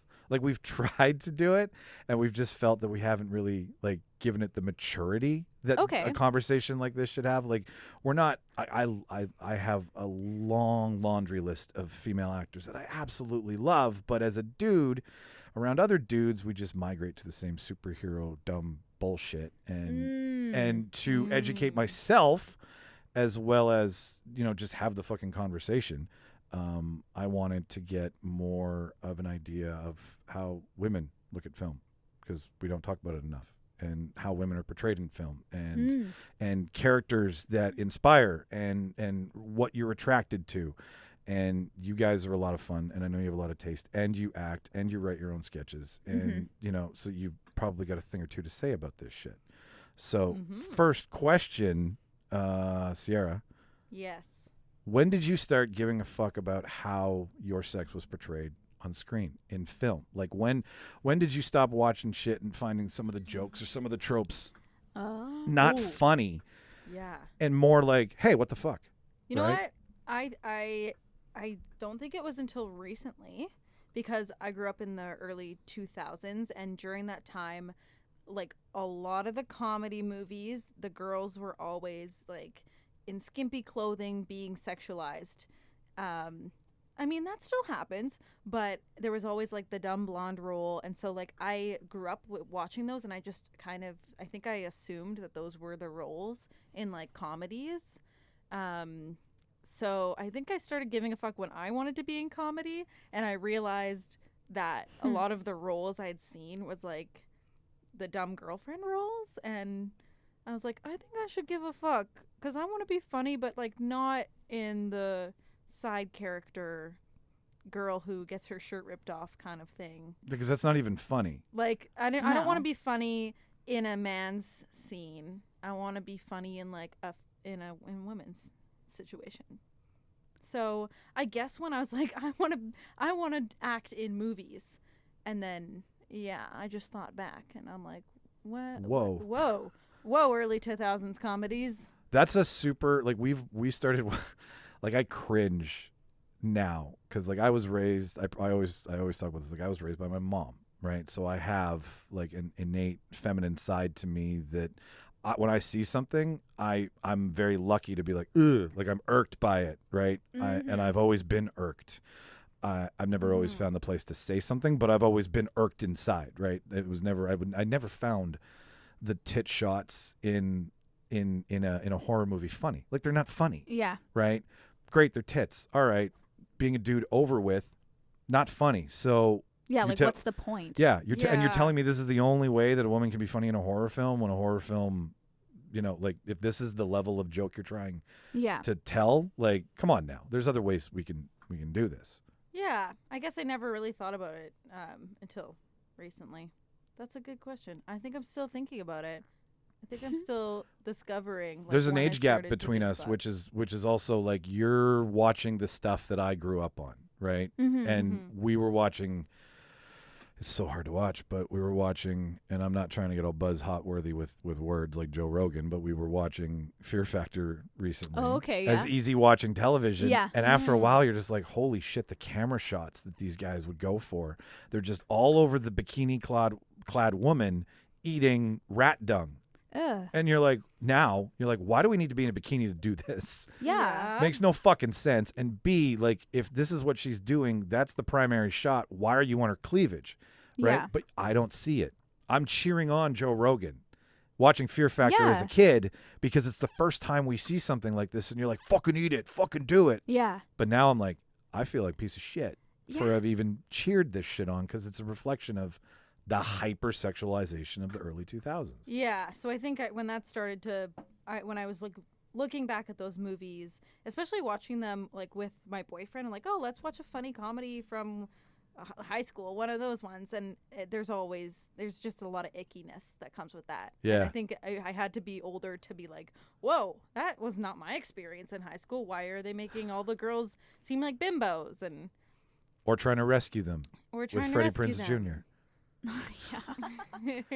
Well, that's the other trope too. I mean, okay, so that recently is for you because, and it's very recent because it's not that long ago that I guess the film you grew up on was made. Where, yeah, okay, that's interesting. Looking at it through a different lens. What about you, Olivia? Like, where did you start to pick apart? So it was interesting because my like high school experience, all my like friend group were guys, and so I like was kind of, they never made jokes to me, like I never felt uncomfortable with them, but like the movies that we watched, like similar movies, I never really thought anything of it because I kind of was like, oh, I'm one of the guys, so like if I was to cast myself in the movie, I wouldn't be that girl. So I never really like thought of it in that way. But recently I had an experience where there was a film that was going to be shot here, and it was a comedy film, and I was like, here we go, like comedy films hardly ever come here, I'm so ready. So I submitted for it, and I ended up getting the sides, and it was like so, like, even thinking about it, like right now, like I remember I called Ciera and I cried, and I was like, I can't believe that the first like comedy film that's coming to my city, and the whole scene is me on drugs seducing a guy in the bathroom.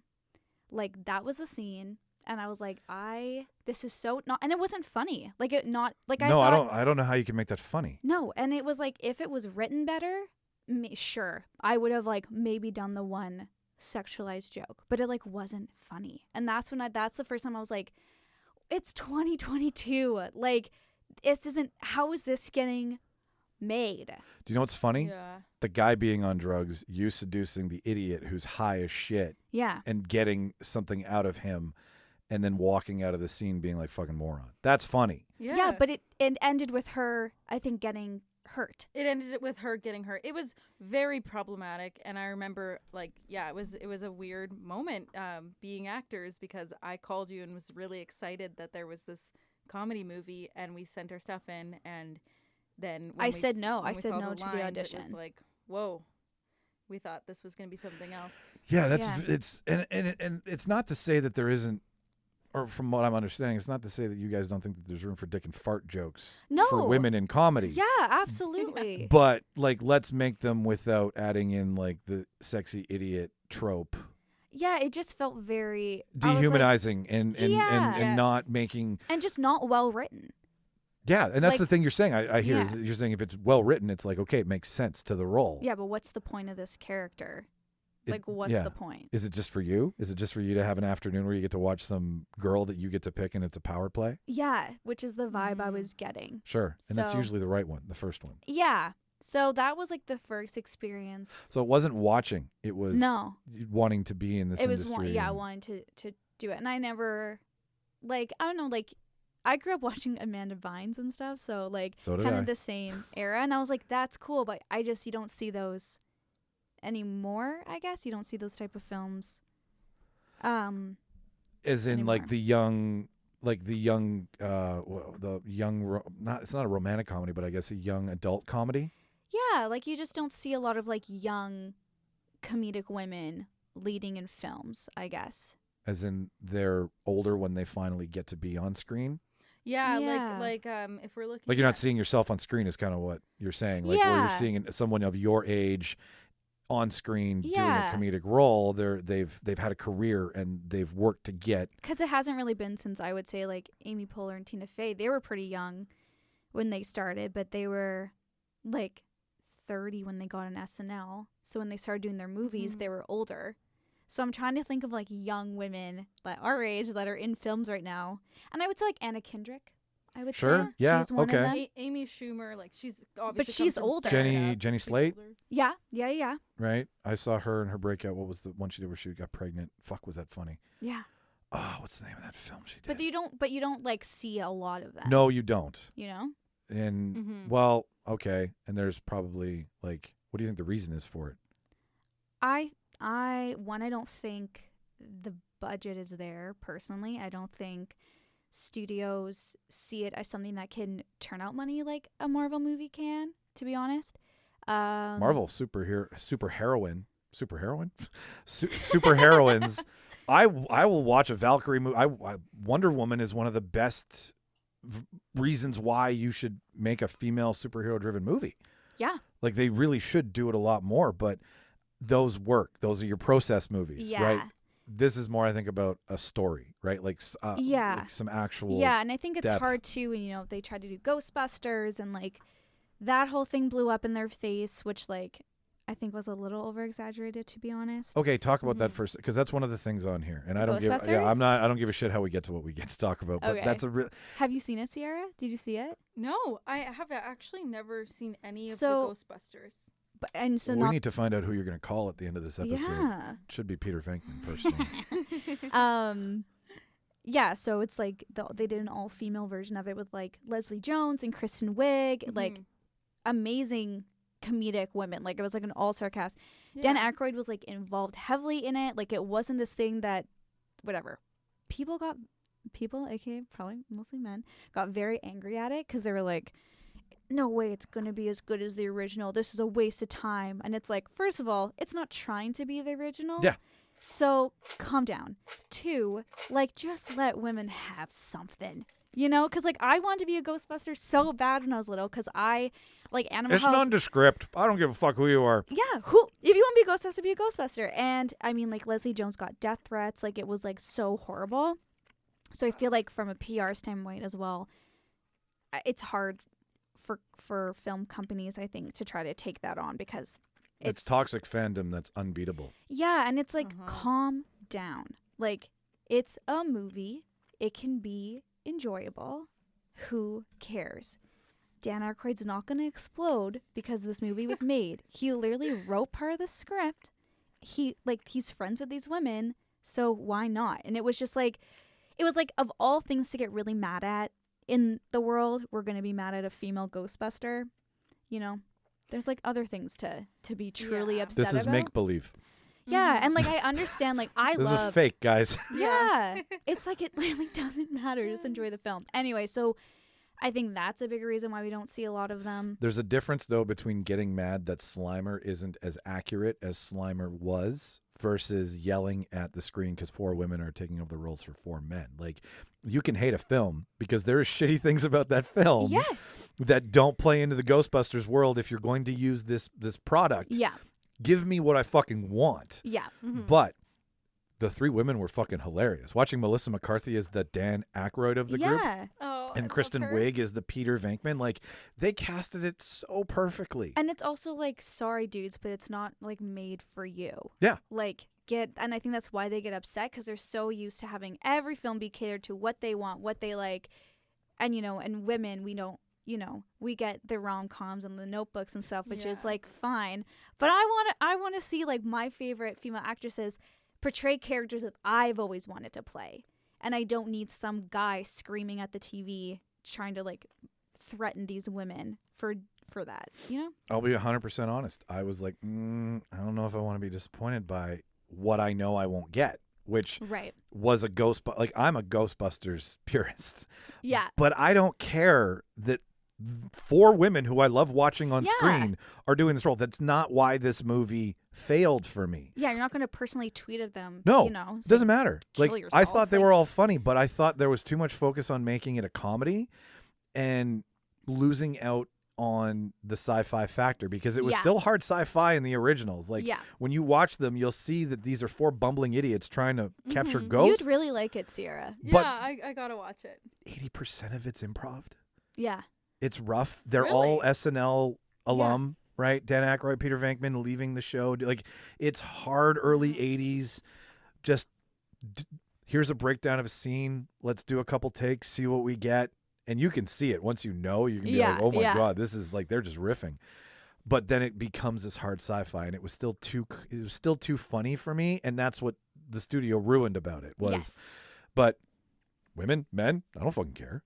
Doesn't matter. Yeah, it doesn't Didn't matter. ruin the film.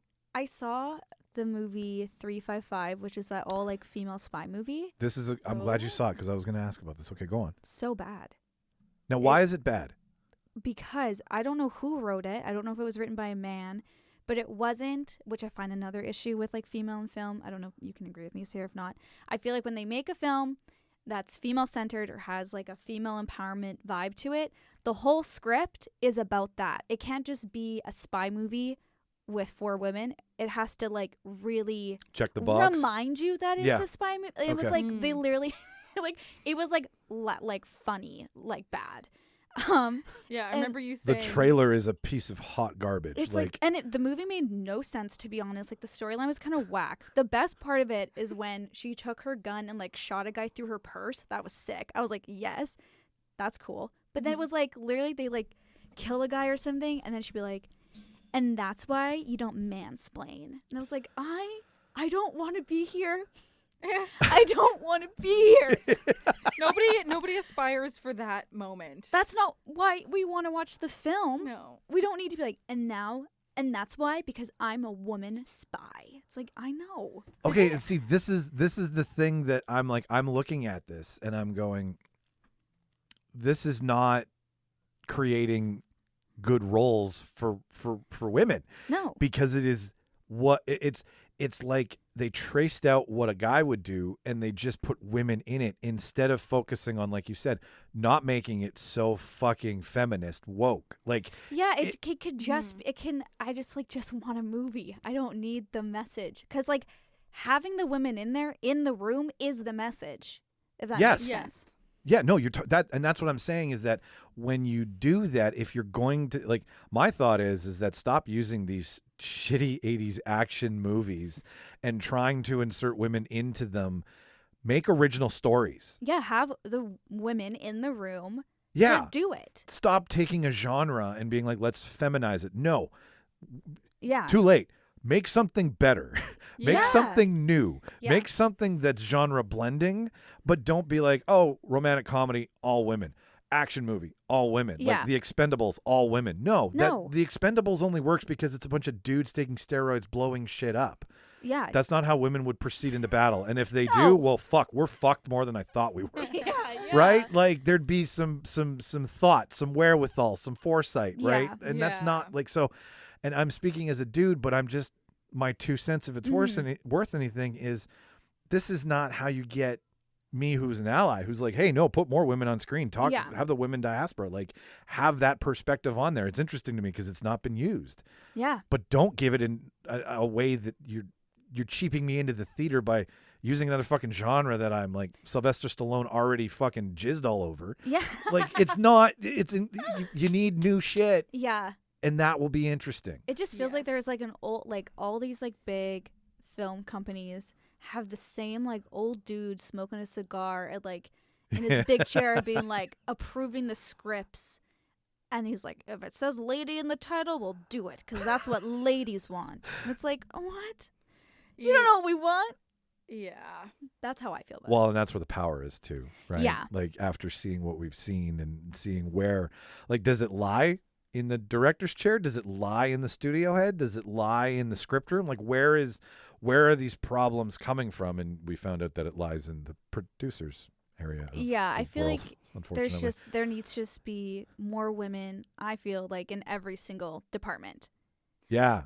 Instead of Yeah. the ones that just check the boxes that Yeah. maybe you're like, okay, we've done this, we're good. Yeah, like, oh, we've hit these keywords, we're safe. And it's like, well, do you want to make a good movie or do you want to make, a carbon copy of something just because like, oh, that's what they think we'd like? That Okay. makes sense.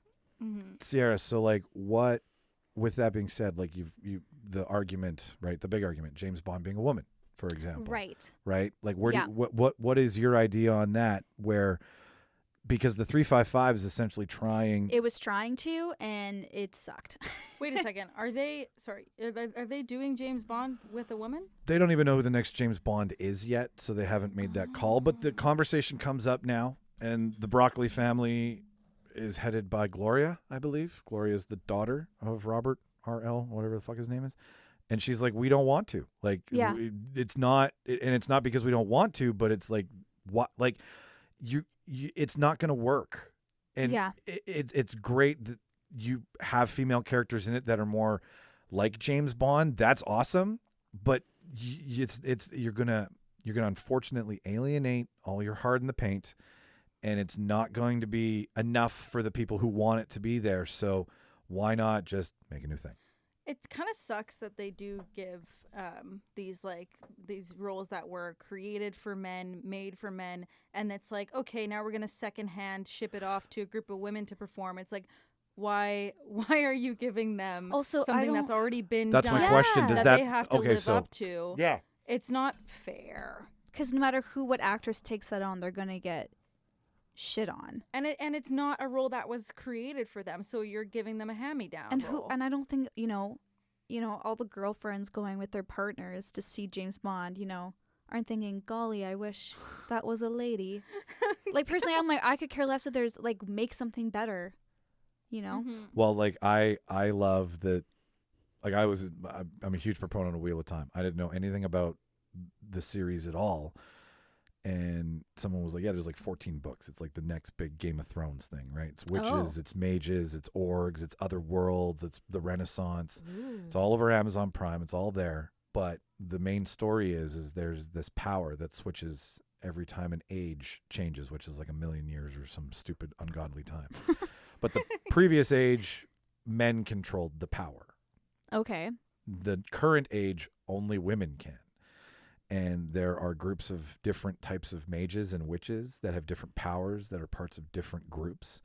And they're trying to keep the power from getting into men's hands again, because every time men get it, they go crazy. So it's the responsibility of the female mages to keep the current demon who holds it all, the creature on the show, at bay while stopping it from getting out. And it's written by Robert Jordan. I knew nothing about this, but seeing it launched on screen, super female forward. Like, oh, wow. Men are the secondary characters. Every mage has like a protector that forms a bond that is unbreakable. They will do anything in their power, whatever it takes, to stop these mages from dying. And Rosamund Pike is the lead in this. Okay, I really want to watch this. It's awesome. It is so awesome, but it starts to tell a story, and it's a story that we all know. It's very Lord of the Rings. There's a long walk, okay? There's a thing at the end that they have to get to, and they have to get through a bunch of different beasts in between. But instead of two little fucking Frodos walking, it's women guiding, and women politics, and how women fight amongst each other, and infighting amongst the mages, and all of these politics where all of the primary storylines are driven by women and up and coming mages and mages who've already been around for a while. And from a dude's perspective, just seeing how soaked it was, it gets past the point of what you were saying about like, we're doing this and we're making checking the boxes. They don't check the box. It's not front and center. It's just a TV show. It's just part of the story. Yeah. It's just the fact they don't say because men can't wield the power, it's because they're shitty men and women are powerful. They're just like, men can't wield it, women can. Yeah, it's just part of the story. Here's all the reasons why the women need to hang on to it and the men shouldn't. And it's just fun to see, because now I'm hyper vigilant of doing the show and wanting to be educated and not just watching my shit, but actually paying attention to it. And I was like, that smart way of doing that. Well done, Amazon. Yeah, it's like That's smart. don't be performative with putting women into film. If you're actually gonna if you're gonna do it and you're gonna hand the roles of Ghostbusters for women, like, don't just do it to for the sake of having women in it. And yeah, I just think that's how it should be. It should just be a good fucking show with women. Yeah, I feel like don't just insert them. It shouldn't even be a conversation, right? No, we it shouldn't be doesn't talking have to about be it. a Yeah. part of it. It's like when Yeah. you have a comedy show, you're not addressing. You Like, shouldn't be like female. we never say that we're a comedians. female comedy podcast. We've never promoted it that way at all. We're just a comedy podcast. Yeah. Well, yeah, you let your work speak. Yeah. And you're like, oh, they're two girls doing this, as opposed to, oh, it's on the nose, right? Right. It's front and center. Yeah. What do you like seeing? Like, there's the show Don't Tell. What do you like seeing about some of your favorite characters that are female, like that you've been drawn to, that the reasons why you're drawn to them, and they're not talked about, they're just there. That's the show Don't Tell, right? They're not like, Yeah. I can do this. You just see it. So Ciera, like, when you like, what's a female character that you've seen? Actually, what's the actor that's played it and why? Ooh. These are off the top of your head. If you want to go deep, you're more than welcome to, and I can go take a pee break. Well, when we were talking about all of this in the past 10 minutes, my brain did go off, and I was thinking about like badass and women and yada yada yada. And I thought the show Money Heist, in the latest season, they have a investigator woman named Ciera. Oh. He. And she's I get it. She's super cool, and she's like 9 months pregnant, and they don't really ever make it even about the fact that she's a woman who's pregnant. She's just like this kick-ass investigator who's like gone off the rails, and she's also 9 months pregnant. And I like how they didn't make it a thing until like the episode when she's giving birth. And I was like, that's a role I want to play. It's like someone who is like being an awesome woman who's like showing the power of like the women can grow babies, and that is cool. And it was like a common Wait, the ultimate what? yeah, if you didn't know that, women can grow babies inside them. But how? That's I still, Yeah, how? I have no idea. Yeah, where where still do babies don't- come from? I don't know. It's something The to do stork. something to do with the belly button, and like they come down in a basket, and they like fall from the sky like in the Grinch. Everything I know about sex and babies is from Dumbo. Dumbo. Oh yeah, the stork. Sorry, I interrupted you with the joke. Keep going. No. Keep going. Your I inspirational liked it. speech. My inspirational speech was that they show motherhood in this show really well, and they show it in the most badass way because they have a lot of investigator ladies who are also mothers, and then they also have like ladies who are stealing money and like are on the run, and they're also mothers, and it's like a theme in the show, and they do it well, and they're not like, look at these moms who are also kick-ass. They're just like kick-ass ladies who happen to have a child. It's secondary to the plot. Mm-hmm. Right. And I like how it's intertwined. I'm like, okay, yeah, I can picture myself now, 9 months pregnant and being super badass. Done. Well, and that's what we all want, right? Like that's how this the backbone of this is taking the characters that you resonate with and then arguing them in some sort of entertaining / educational quote unquote fashion. So I get like when you want to see yourself on screen, right? Like it's if you don't see yourself on screen, it's the one medium that we all partake in. And if you can't resonate in some way, then I imagine it would it would be pointless. Yeah. I can't really remember what the original question was. And Money Heist. Why? What's something that you're seeing on screen that you are resonating with, and who's the character that's doing this? Like, who's the actor? He played Ciera. Who's playing Ciera? Is she who's some playing Spanish lady? Yeah. I don't know her. I don't know. She's a the Spanish actor's actress? Names. It's okay. I'll bring it up here. We'll Google it. Yeah, that's fine. Yeah. Does anybody know how to use Google? That's where you find out how babies grow. Yeah. That's actually what I'm Googling. How do babies grow? How and where? Ursula Corbero plays Tokyo. Would that be the girl that you're referring she's to? also cool. Yes, there's also Raquel Murillo. Raquel, yeah, she's. Then there's Alba Flores, who plays Nairobi, by the looks of how it's pronounced. All of the women in the show. All of the women. There's Julia. There's Allison Parker. There's Alicia Ciera. There's Sony. This is very. I think the woman whose name is Ciera. Ciera. Yeah. Let's see here. Oh, you mean the one that's casted after you? Why? I'm such a moron. Oh my God, that's being recorded. I actually don't know. I don't know the actress. That's okay. Yeah. There's 5 seasons, and I'm pretty sure I'm not on the right page. I just remember the role and being like, I love it. I love every aspect of this. And it didn't make you want to puke in your mouth. No, it didn't. And as we've learned today, some things do make me want to throw up. That's how I described whether I liked a show or not. This moment made me want to throw up. I'm not choking on dinner. We're good. Olivia, what about you? Like, what actor or character, or the character who was played by the actor? Like, what are some things that you've either watched or from your childhood to now that maybe have come back? And I definitely saw a lot of myself in Amanda Bynes. I feel like growing up because she, like she's the man. She played soccer, and I was a very, very, very, very into soccer. So I liked that. I guess any character in a show that wasn't super like girly girl, I feel like there was some good like tomboy. Yeah, like, even I remember Cadet Kelly. Yeah, like Hillary Duff, like that. I know it's like very 2000s. No. That's what you grew up on. Like it's See, there's no right answer to these questions because it's what you experienced, right? It's your observation to these things. So of your time, you guys have a time where like I come from the cult era, right? Like and they say the 90s is like the best era of filmmaking. Yeah. Where a lot of things changed and everything became commercial and digital. 90s is still full of like really crazy storytelling and really weird films and just like you've got a lot to work with there. Yeah. And you guys have the produced stuff, the early versions of like the shows that were made to have a product or a toy or something. A Barbie doll. Or Barbie doll. Right. But like also very influential in the marketing aspect. So they're marketing characters to you a lot more than I was marketed to. Yeah. So that's what's interesting is that you have an era of money more involved. Yeah. Than so those decisions that are made to pay for these characters, how are you? So Amanda Bynes is who it was. Yeah, and I remember like you know, even like hearing my dad be like, "Oh, Amanda Bynes, I love her. She's so funny." And I remember, like, I always remember him saying that, like, some of my guy friends, because, like, your guy friends would never, you know, want to sit down Get and cooties watching. Yeah, it. they're like, "Oh, well, she's man," but like everyone I know, like, guy or girl or in between, like, loves that movie.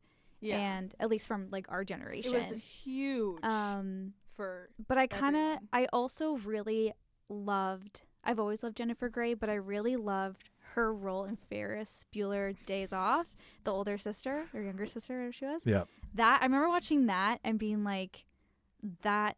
Not that like that's I could tell Charlie me. Sheen to fuck off. Yeah, I was like, that's Yes. like she like kicks the teacher's ass, and she's like not, you know, like a side, like she's very strong in the film, but not even that. Like she was just like, you know, pissed at her brother, and I was like, yeah, because I have a brother, and sometimes I would get pissed at him, and I was like, no one ever, you know, it's always like the brother's the star, like, you know what I mean, like You were talking the genius of John Hughes now. yes, who I like also grew up loving. So I remember that film specifically with her, kind of like comedy-wise. I was like, that's who I'd want to play. Like, Yeah. you know, I want to kick my principal's butt. And like, she was funny, you know? So that's, I guess, who I saw myself as, for sure. Yeah. If we're talking who we saw ourselves Yeah. as, Yeah.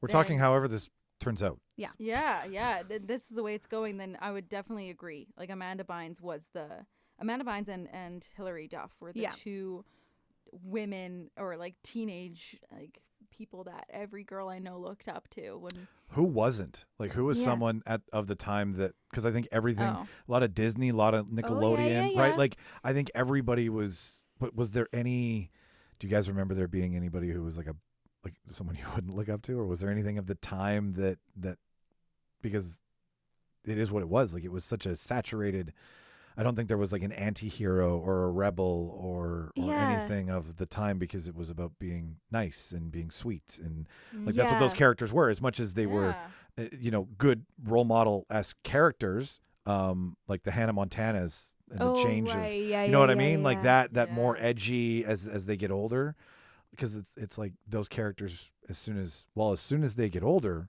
then everything stops being innocent because life happens, Yes. right? Boy or girl. Like, I remember when Corey's voice dropped on Boy Meets World, and it was like, this is a whole different show now. Yeah. You know what I mean? Like, Yeah. so that changes too, and then you've got your ex-Tinas like I had, right? Or your like the dirty hypersexualized shit where you're like, why they're real people? Like, Yeah. I don't ever remember that being in TV, but that's why I'm curious. Like, do you guys remember that raunchiness ever kind of I infecting? stayed away from it. I think I never really, I guess looked for it. I guess I don't know. I grew up pretty innocently, I feel like. So, and I just like, I always, you know, I don't know if I was raised right or something, but I never really like. It was really weird that I remember like I wasn't allowed to watch The Simpsons when I was young. Neither was I. I feel Neither your was pain. I. Oh really? Yeah, I think we're all a third not funnier because of it. Like, Yeah. being robbed of my mom's like, he eats his shorts. That's not nice. And I'm like, yeah, my parents didn't like the way that the kids talk to the parents. yeah. So that's why. Wow. Yeah. Yeah, I was just told no, and like Nice. Family Guy too. Oh, Where I'm really? like, I Yeah, watch I- it now. I watch Family Guy weirdly, like it's my before bed show. Oh, And really? I really, yeah. I'm like, Do you like it? I am like, I see why I wasn't allowed to watch this, Yeah. but Yeah. I also do. I do like it. It's so fast. Like, when you my bit whenever I think of is Quagmire's for Family Yeah. Guy, where he comes running out and he's gonna do his win a bang ho tour. He's gonna bang a girl in every state, and they're like, Quagmire, isn't there an O in the word country? And he's like, nope. And I'm like, that's smart, because Yeah. you know you can't say it, but you can spell it. Yes. But there's 100 of those in an Yeah. episode, and I can't keep up. Like, my brain doesn't, like, I'm still laughing at your first joke, and you're on to 4 more racist, dirtier, funnier jokes, and I yeah. haven't even caught up yet. So There's also so many musical theater references in that show.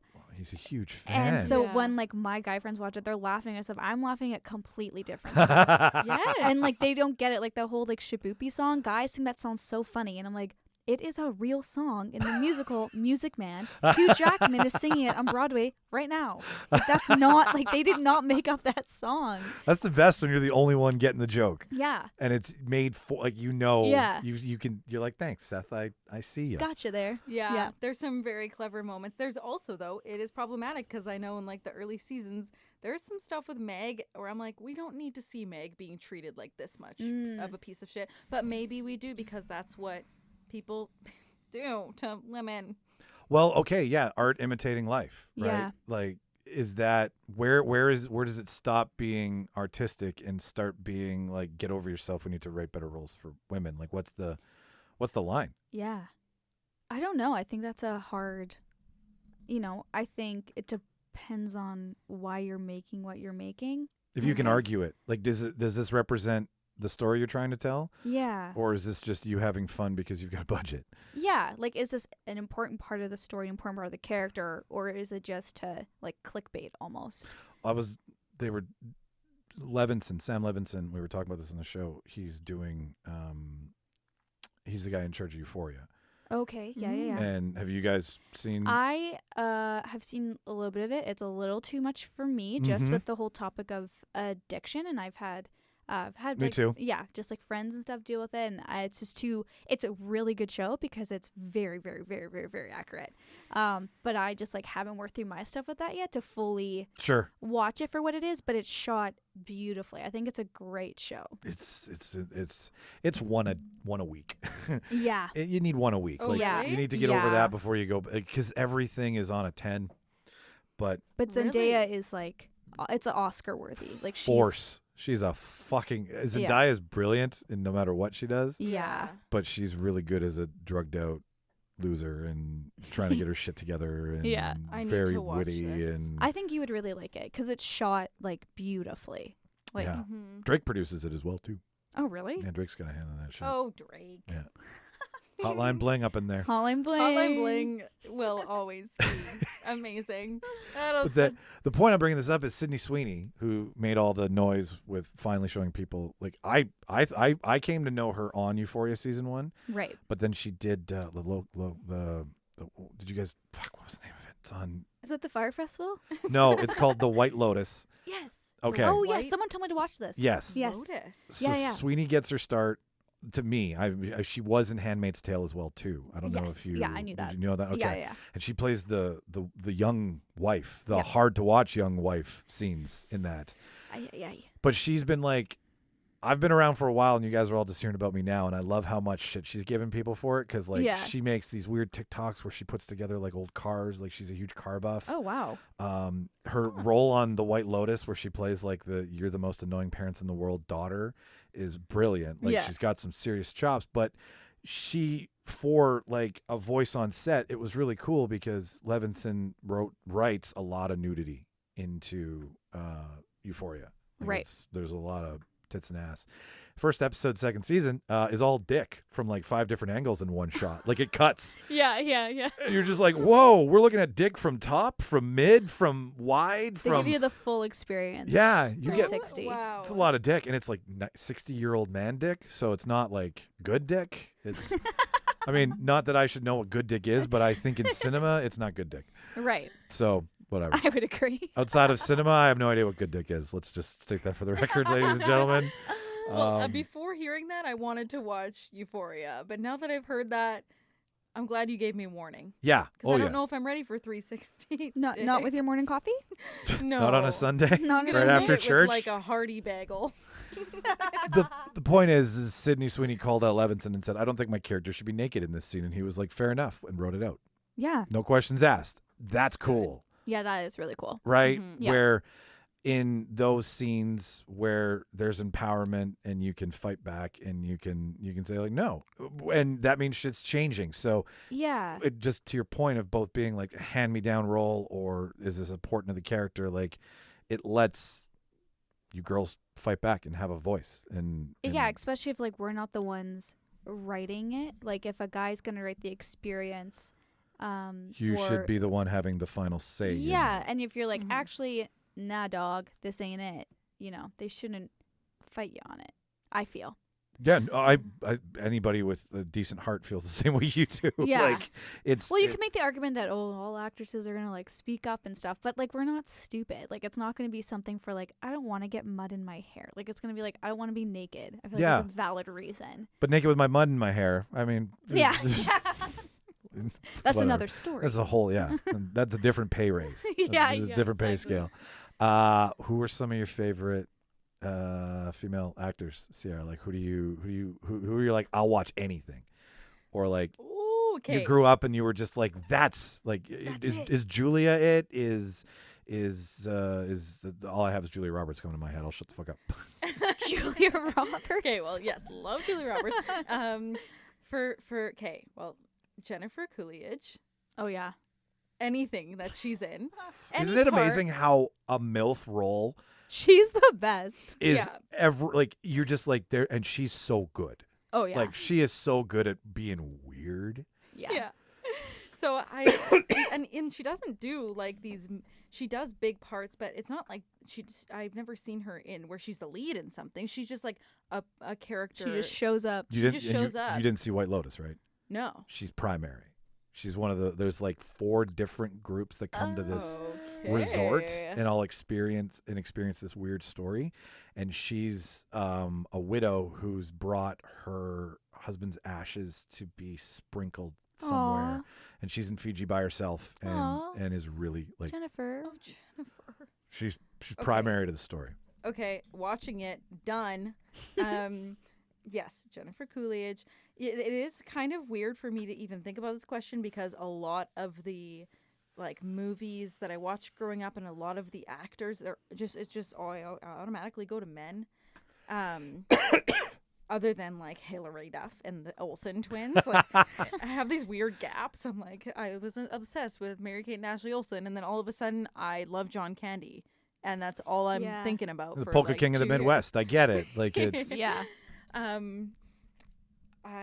mean Amy Poehler and Tina Fey, of course, but that makes sense because you're in a sketch comedy. Give me somebody who I'm trying to think of like actors, like dramatic actresses, yeah. and I don't. Are you looking at me? And all I can think of is Olivia Raine. Oh. No. Sure. Okay. Yeah, you can count me. I love my friend Olivia. I love you too. I mean, Nicole Kidman. She's pretty cool, but I don't know if I have an answer.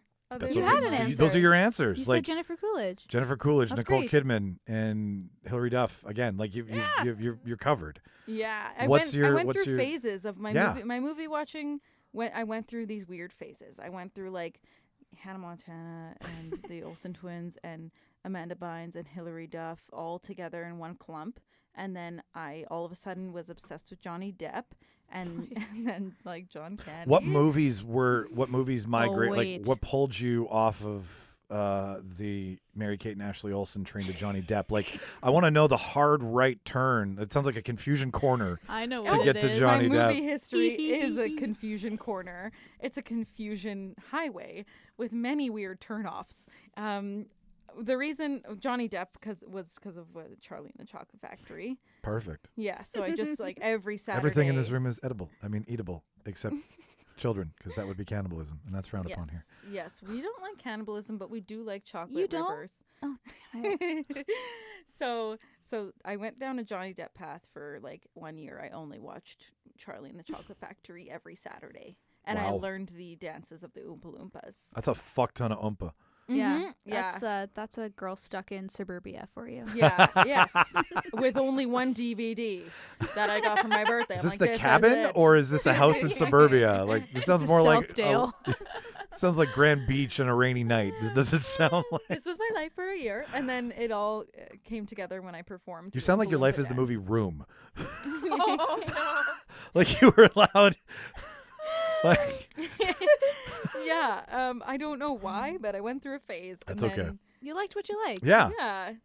if I tore you a strip off of my face like that back to back, nothing makes sense. Like it. I was obsessed with the Muppets for 4 years of my life. So There you go, know Murshka, what- Nurshka, Mushka, Nurshki. Like yeah. it You it's can all. like Johnny Depp. It's all good. I mean, there was a life of just me and Harrison Ford for a minute. Like it was nothing Yep. but Indiana Jones Yeah, on repeat. yeah. Like, you go through these moments where I just wanted a smug, broody, handsome older man to whip a whip and Don't we all? find artifacts. Like it's Yeah. what you want. So there's the right answers in film. I don't think we'll ever like. We're sitting here talking about women in film, and what we're talking about now is going to change in 50 years, right? Absolutely. Like, there's no right answer. It's just to what's being produced at the time and how you feel about it. So to say that you can't compare Hannah Montana to something that you're seeing now on screen, it's your experience. Mm-hmm. Yes. And the more Yes. colorful it is, the better you are for it. Because, Yeah. I also think I don't have like I think maybe because I don't have like a female actress that I grew up aspiring to be like or loved, was because I watched a lot of movies with my dad, and so we Yeah. just like ripped through all of the John Candy, And there wasn't women in the roles that there's no female role. There's no female trains and automobiles, right? So like yes, you see what you see and you like what you like, but of course you don't. Maybe that's why you don't think of a woman like ASAP, is because you just didn't see. it wasn't them. there. It wasn't right? there. So what you did have is what you have. But yeah. like a plane's train, those aren't pillows. Yeah. Oh my God, that's my favorite Yeah. movie. It's I love I that think movie. that movie is everybody's dad movie. Yeah. I think that's when dads of that era really found their funny bone. Because when Shauna's dad watches that, he just fucking dies when in the sleepover part in the Yeah. hotel. Like, Yeah. oh, it's so funny, those are pillows. And you're just like, everyone's dad does die when Right? they watch that scene. and I think it's a safe scene to laugh at some male on male content Yeah. that makes them uncomfortable because they come from an era where they hide their feelings, right? Yeah, you yeah, know, yeah. and like Yes. two dudes sleeping together.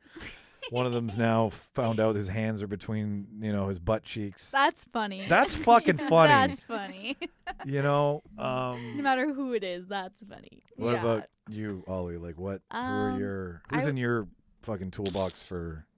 For women, Yeah. I would say Catherine Hahn is someone I look up to a lot. She's got a wide array of stuff. And like just her story of she went to university, and then she met her boyfriend there, and then they just decided to move to New York, and then she got accepted into this like super elite like theater thing where they just like you just get to do a show every month. Like it's like insane to get into. I can't remember what it was called. And how like she's like always been there. Like she's in Step Brothers and she's in like Bad Moms and stuff, and she's always been there. She's always someone you go, wait, who is that? Because I love her. Like I love her, but you never, it always takes a while to remember her name, which is like I feel bad about. But I think she's like, I love her. She was Agatha all along. Yeah. Right? I Yeah. mean, she has blasted into the stratosphere with that role. And Yeah. it was so, like, when you were like, oh, you. Like, Yeah. and she had an IFC thing for a minute. It had Kevin Bacon in it. I think it was like, right. I fucked it was like some weird. And she did that. She recently did she did like a serious film. It was called like, I don't know. Did we watch that together? Yeah, I think so. Where she's trying to get pregnant. It's all about her IVF thing, but it was like sad and funny.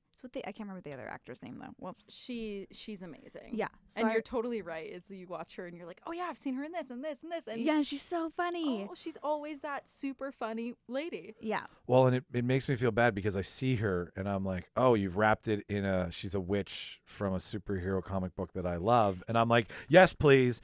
But like, Yeah. I'm not as, like, honestly, for being honest, I'm not as interested in her when it's not wrapped that way. And it's things like that made me go, all right, watch more shit with cool women in the Yeah. titular roles, right? Like the one, pun intended, I guess. Haha.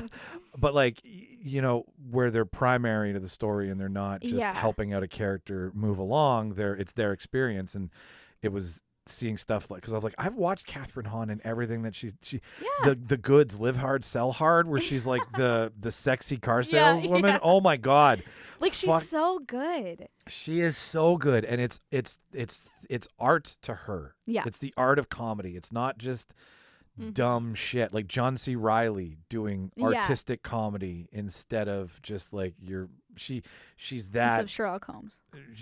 right? Yeah. Yeah. That's a whole other flop. And I think it's interesting too that you said that like, oh yeah, why haven't I watched her other stuff? And I find, like forever, women in film, like when we watch it, we've had to empathize, with the male lead. Like we've kind of been conditioned to do that. So I find that it's interesting, like you had that thought, because like that's kind of the switch I feel like some men have to like go through, is like, okay, now I have to empathize with someone that's not me. That's not me. And so I find that that's sometimes why guys are like, well, I don't like it. And it's like, well, why though? Like, well, it's so not macho to empathize with a female lead character, right? Like Right. it's she's not blazing in with a gun. She's not coming up with some stupid catchphrase that I'm going to want to say for months on end. She's not dressed in tights and has America's ass. Like there's things that that immediately, like low-hanging fruit. Right. I've had to recalibrate to independent. I've had to recalibrate to short. I've had to recalibrate to every other genre that isn't tentpole. Yeah. And including roles that are primarily led by women, telling stories that women are going through, just so that I can be like, oh, you know what? I don't know anything about this, and it's really weird to ask in real life. So I'm going to watch a movie about it. Right. And get a perception. Yeah.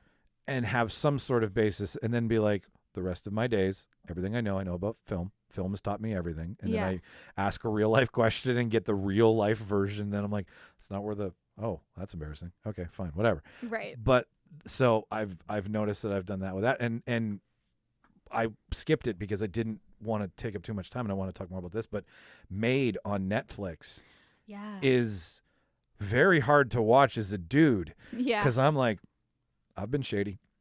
Yeah. I've never hit a woman. I would never hit a woman. You've heard it here first. But I've hurt women.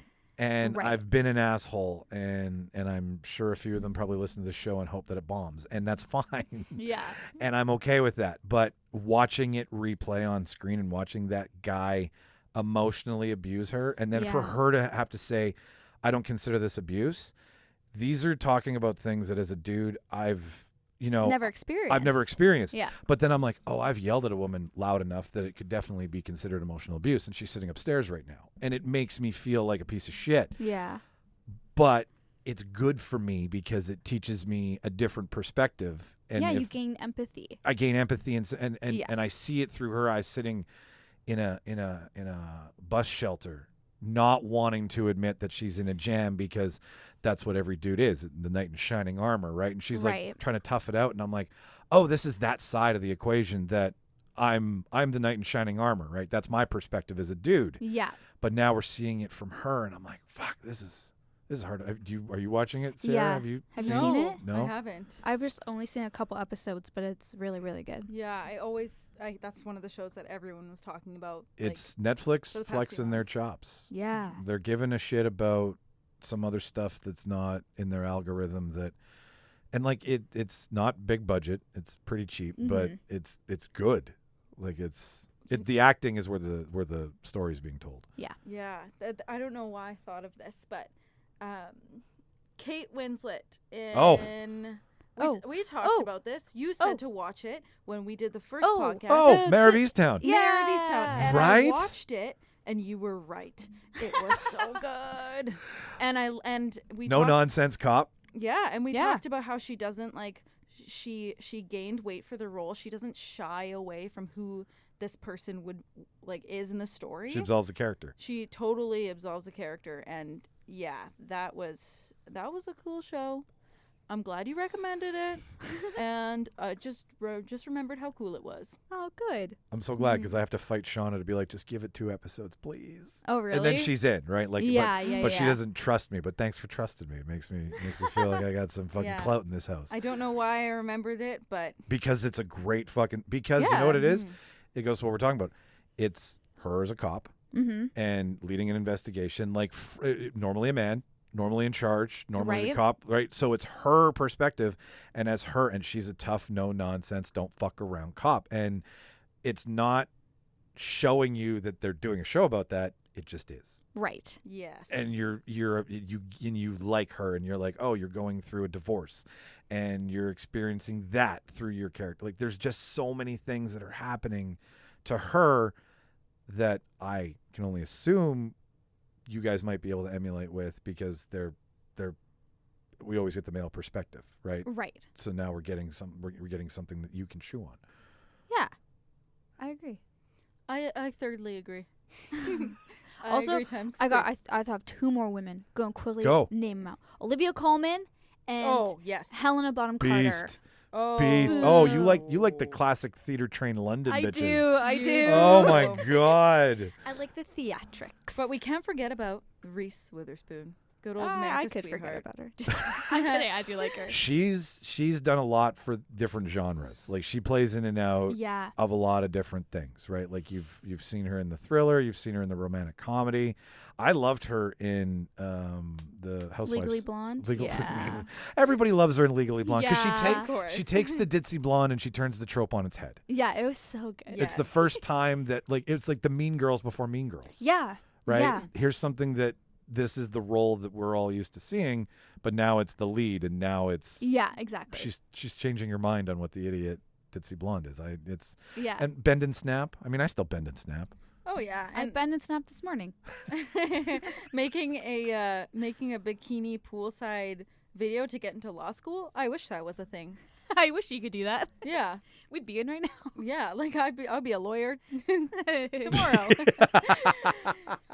I think a sprinkle of Elle Woods would doesn't hurt. No, That's all I'm saying. yeah, and she's what was the HBO show? The one with her and Kidman and Morning show? No, not morning show. Was she in morning That's show? She's the in morning Apple show. TV That's the Apple TV show. Which also The need other one to is called watch. Big Lies. Big Little Lies. Big Little Lies. Oh, I yeah. love Big Little Lies. I haven't seen it. I didn't see it either. Oh my god! I feel like it's too intense for me. You want to punch Reese in the face because she's the Insta mom.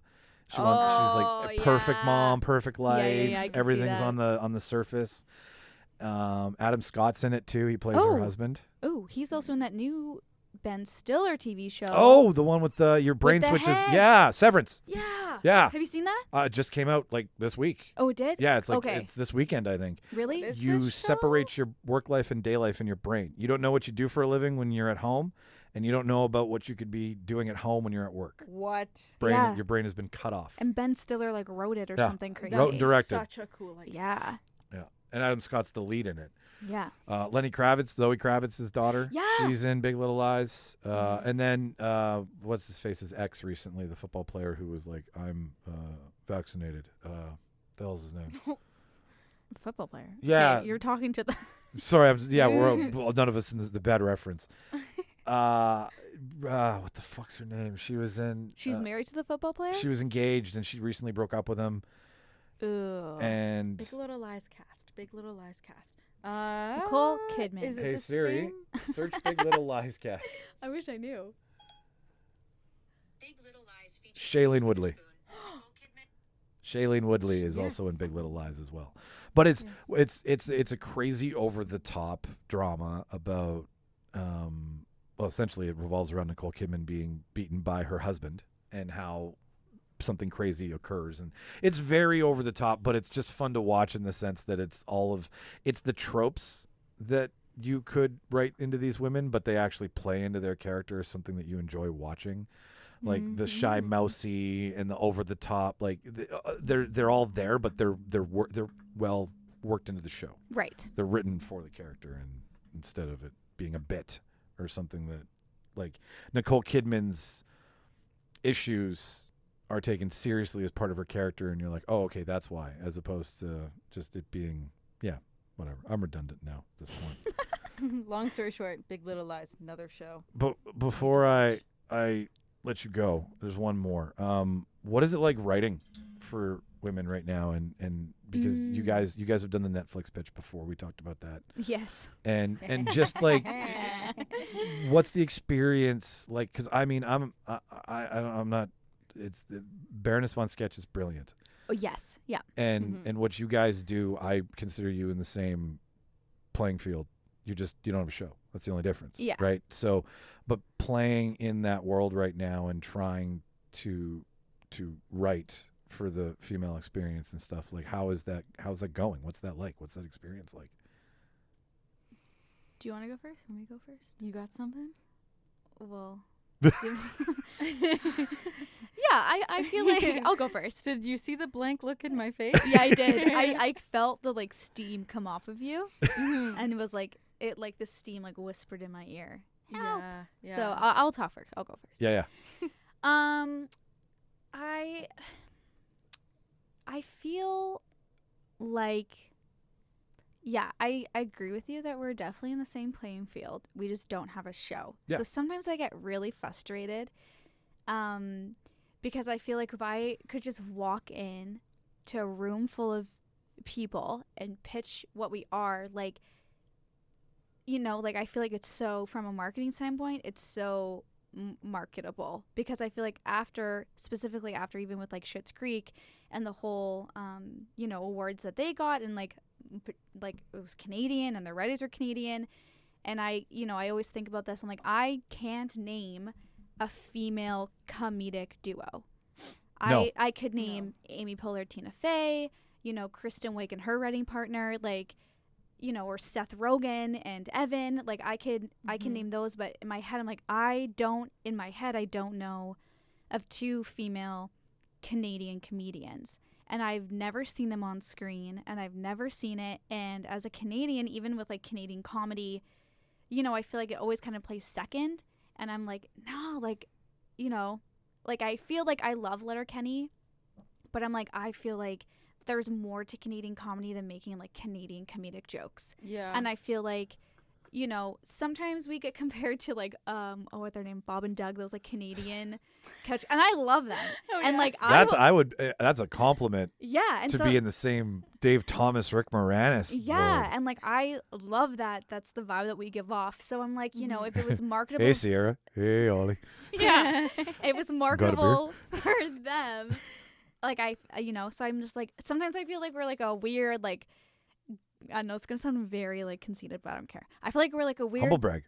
gold mine that like could, you know, produce something that's different and new, and that could, I think, enter a new comedy stream, specifically for women in Canada. That's kind of like where I'm seeing it, like marketing wise. Yeah.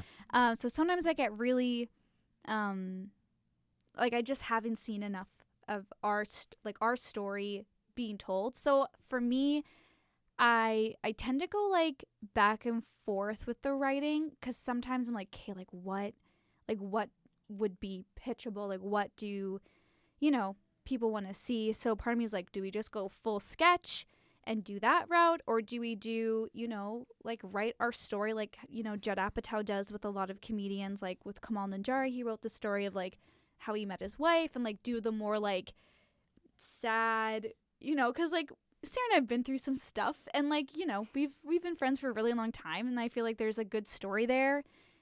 So you know what I mean? Are you soft pitching to me that you want to write our story? But sometimes I feel like, would that be more relatable, or going full on sketch like Bob and Doug are Bernard's on sketch?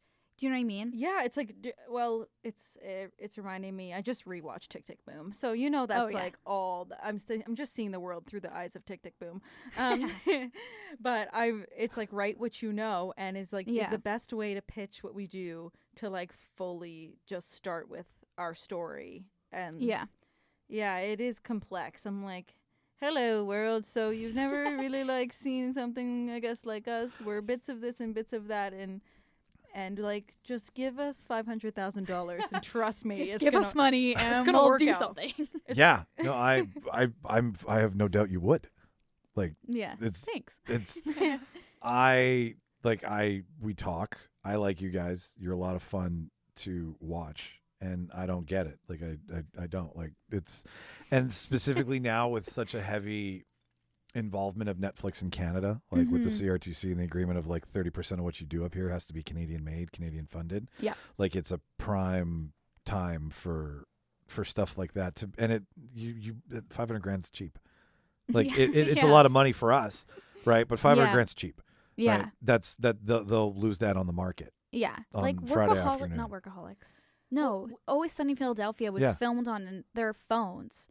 You know, like the pilot season, they filmed 4 or 5 times on their phone, and it made into something.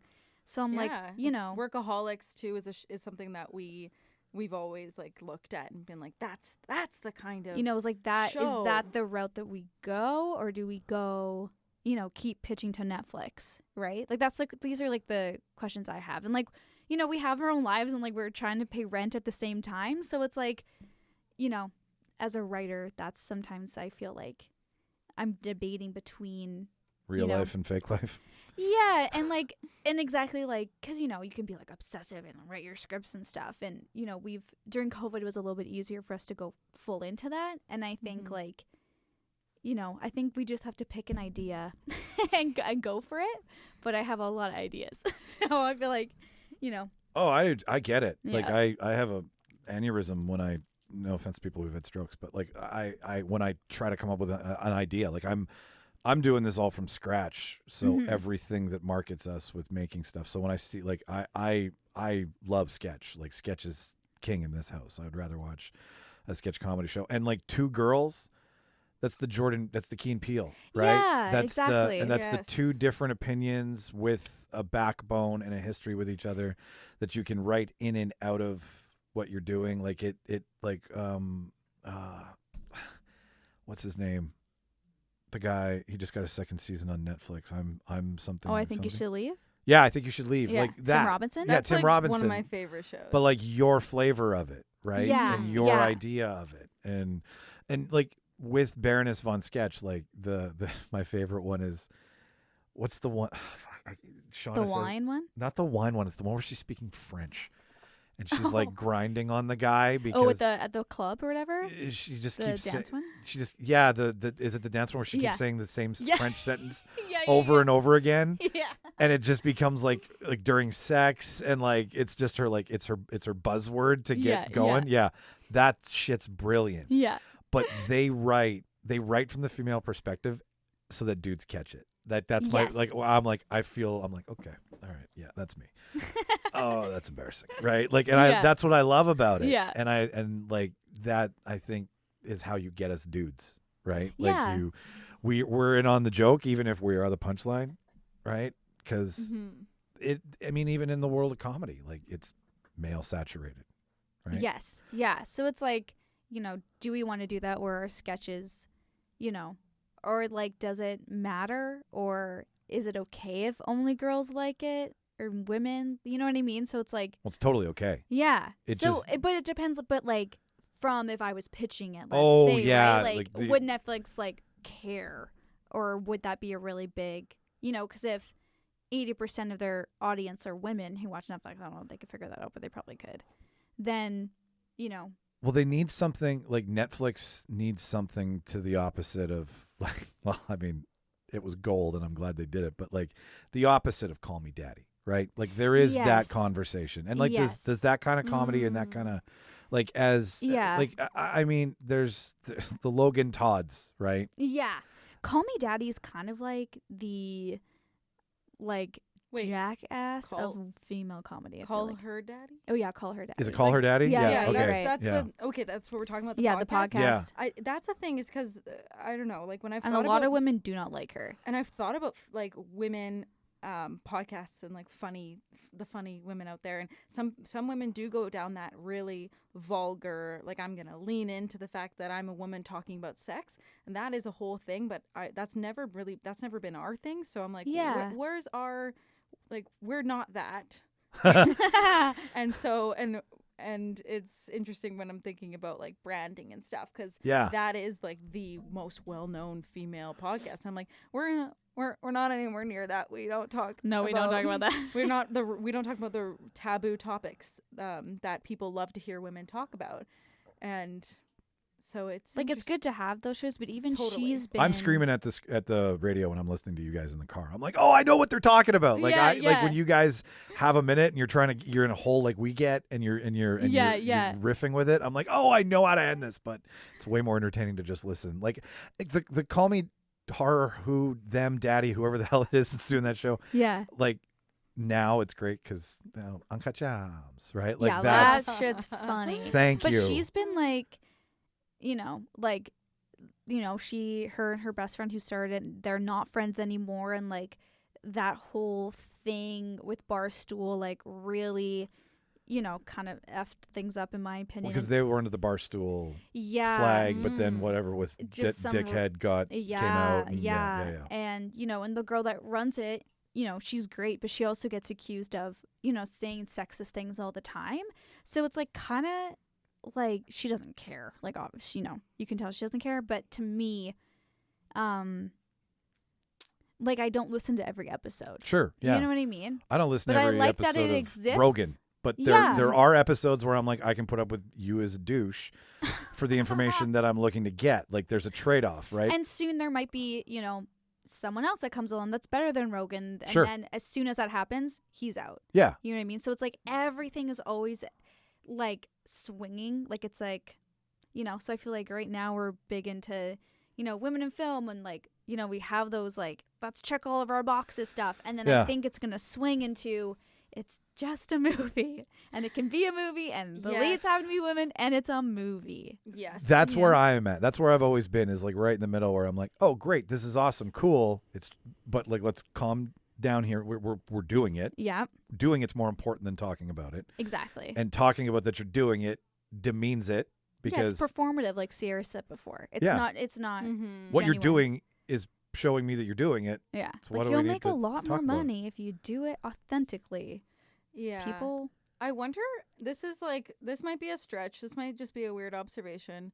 Yada yada Goalposts ding are dong. very wide here, so you Yeah, we're But- swinging. We are. I love that.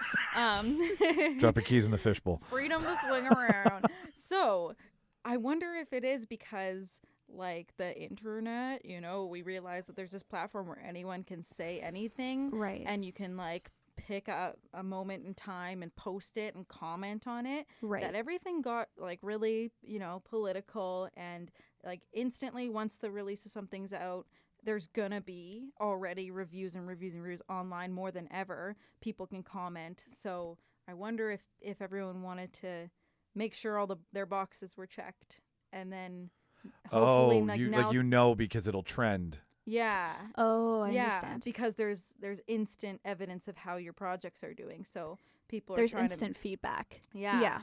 Oh, so it's like cause and effect. So now that we're used to that, everyone's used to that world. There's an instant Well, and that's why, like, reaction. in the marketing world, you know, that's why we literally, it's called, like, testing. So you have to, like, test something, and you're changing constantly because trends, like, the algorithm updates 700 times a year minimum.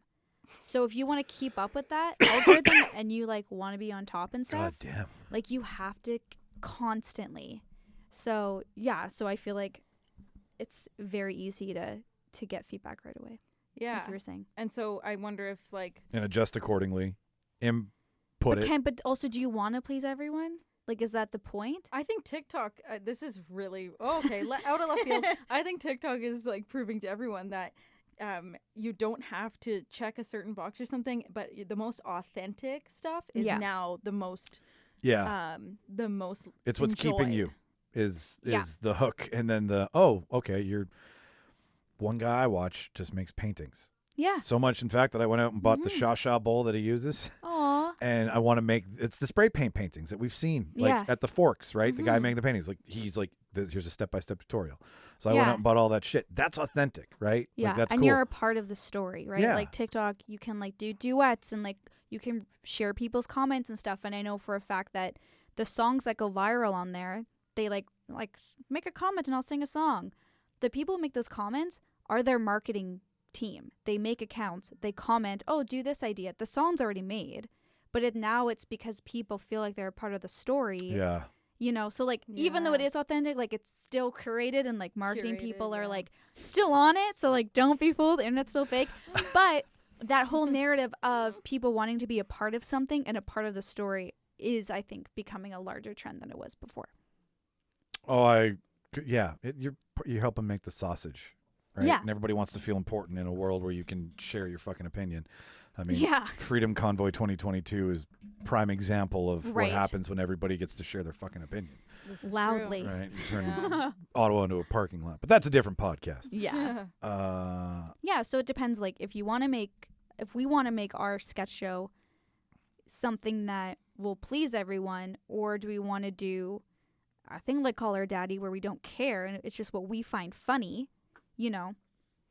So it's like kind of like a weird timing thing. Yeah, like what's the trade-off, right? Yeah. What's your artistic integrity where it's like I want to write this stuff, but like you say, Ciera, like this is what's trending, Yeah. right? Like I'm having this conversation because I want to. I like learning. Yeah. Other opinions on things that make me want to watch things that I normally wouldn't put myself in a scenario of because I'm lazy, right? I trust the algorithm. I'm like, I'll watch Goodfellas for the 100th time, right? How fucking find me funny? I'll do that all day long. Or I'll have a conversation with you girls and I'll get exposed to something. And then I'm like, well, we're also doing the show. So it's like, well, it's not the only, your tentpole superhero, whatever. And like, all of us on the show are good. We want more stories, right? Like we just found that we were getting into a bad habit. So it was like, if you're going to talk about film, well, one genre is not enough. Yeah. I was a fat child. Give me them all, right? Yeah, like, yeah. And then I'll come back for the fucking greatest hits, right? Like, so this conversation, like many others, is ones that I enjoy having because it's like, oh, this is the other side of the film. Yeah. That I would. You're just opening another door. Yeah, Mm-hmm. but it feels really weird, right? Like I totally admit that. Like I was like, this is a weird question to ask other women to be like, well, but I'm just trying to learn because I think I'm pretty much in the center. Like the goalposts have been moved on me, where what I find, I'm like, no, I've always been cool.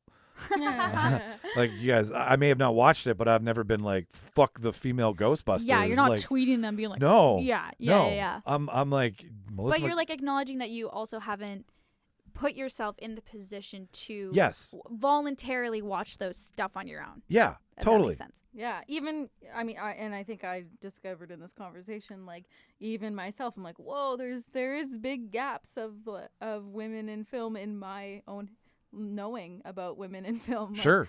whoa there, why don't I have a bunch of women? Why don't you have a full list of women that I've seen on film growing up that I'm like, yes, but I can list off like 5 guys where I'm like, I want to be like this comedian, I want to be like this comedian. That's the industry. Yeah. Right? Like that's like mine have been from rewatching The Aviator and watching Cate Blanchett. Yeah. And just watching her and stop focusing on Howard Hughes and focus on her character for a minute and then going, okay, that's awesome. Then watching when she did Bob Dylan in I'll Be There or I'll Be Here or whatever it was, where like a bunch of different actors played it. Like it's tripping that way. It's not primarily doing it, but it's because all lead roles are primarily male, right? They're and no wonder I'm fucking duped into being like, is this all there is? Right? Yeah. Like it's what you're fed by the machine that's the greatest babysitter on the fucking planet. It's your first friend, it's your first educator, it's the time waster, it's all the fucking things that are on it. But I really enjoy all the women that you've said, but like the one who really kills it every time that I'm just like, okay, is Sandra Bee. Sandra Bullock? Like I didn't. Yes. That was a different movie. No, but we watched 9 to 5. No. 9 to 5? No. that's the song. That's But that's that the is no. a Well, that's movie. that's a It's movie. been Yeah, made in She's it, on but it. we love it. We watched. It was made in 1995. That's why I was thinking. Oh, about Miss it. Congeniality? No, but also a good one. Hope Floats? No, It while was- you were sleeping. While you were sleeping. Oh, with Bill Pullman. Yeah, Yes, Pullman. Yes, yeah. That's we watched good. that. But I just saw her. Oh no, she's in that new movie with Channing Tatum and Daniel Radcliffe. That looks really good. Wait. It's like a play on what? Romancing the Stone, is what it kind of is feels it? like. It's like a handsome guy and a lovely lady get caught in the Amazon or the jungle or Yeah, something. she like writes these like romance novels. Yes, and the guy who plays the cover model Yeah, for her. Channing Tatum. Yes. Yes. tries to rescue I her. saw the preview for that. And it looks funny. Looks so good. Yes, Sandra Bee, queen. She She was is a in the queen. Unforgivable, the Netflix. it Oh was her yeah, new I didn't Netflix watch one. that. I But didn't Ooh, watch that that. one's a is big. it heavy? It's one of those big holy shit who done it giant twists that leaves your mouth on the floor at the end. But it's great because it's like it's just showcase, like her resume is full of everything from like really weird things to the standard rom-com, back to the leading lady. Like And she like grew up in Germany, I think. really. It was Germany. She grew up in Germany, so she's like fluent in German. and dated Jesse James for a minute. Yeah. Like they gave her some serious street clout with anybody who liked a chopper or just watched that show. But yeah, she's just always been there, and she's like the Radiohead of female actors. Like she can go away and then come back, and everybody's like, another Sandra Bullock film. Like, great, Yeah. you know what you're gonna get, Yeah. right? And her, I love Charlize. You can watch, Oh my watching gosh. her kick the shit out of like I want her to kick the shit out of me. Yeah. And she was really good in The Long Shot with Seth Rogen. Oh, that's Sandra B though. No. No. Long Shot? You're thinking the Oh, longest You're yes, yard. thinking the sorry. longest. No, you're thinking Blindside. I'm thinking The- yes, no, the no, Blindside. Blindside. Yeah, not that's the longest yard. not the longest yard. That's No. Adam Sandler. You know what? But let's No. just all remember when you said Longest Sandra Yard? Bullock. Is that Adam Sandler? Yeah. Yes, and Oh. let's not forget, you said Sandra Bullock, I said 9 to 5. So we're kind of all getting Yeah. a little squirrely. Yeah. No, I think it's that time. But yeah, I wanted to stay for the record. Sandra B's my She's great. Sandra B, you know. Yeah, she's great. Yeah, she's solid. Speed, Oh my god. right? Yeah. Speed. There's nothing you can't do with Sandra Bullock, Yeah. including win an Oscar. Yeah. It's just Miss Congeniality is her and Michael. I'm surprised we didn't say Meryl. Well, But she's just Well, kinda Meryl's there. the goat. Like you don't even Yeah. need to speak of her, I mean, you know? yes, seen her in a bunch. Meryl's the goat. You just know know. that Mhm. if you don't recognize Meryl, like we've done it, we're good. We Yeah. check the box, so Yeah. to speak. Yeah, yeah. But like, I watched her in Don't Look Up, and Oh.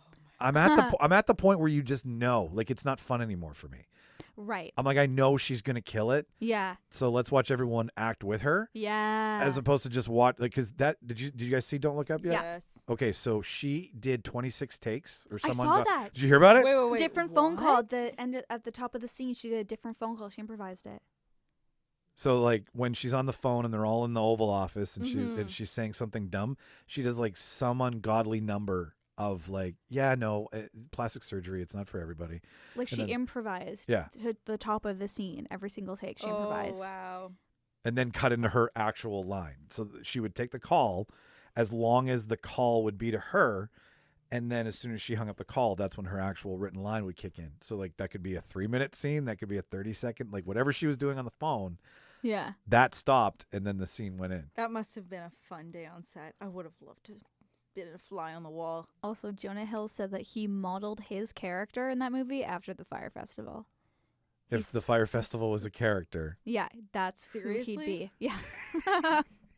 The FBI doesn't put wow. blankets over your head. The CIA does. I asked them to do that. Yeah, Like, that's hilarious. what a fucking dick. I know. That Ugh. movie is the reason I got my new job.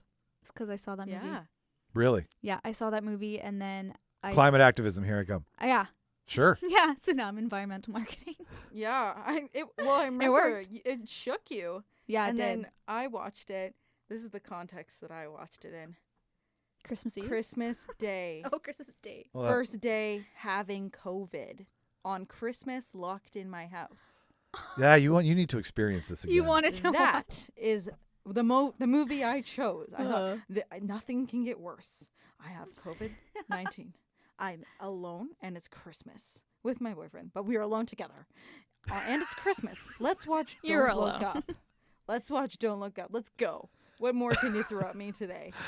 And then you're like, oh, the impending doom of what a stupid government will do when the actual asteroid shows up, and they come up with a marketing campaign to don't look Look up. up. Hashtag don't look up. Yeah. Mhm. That's that idiocracy.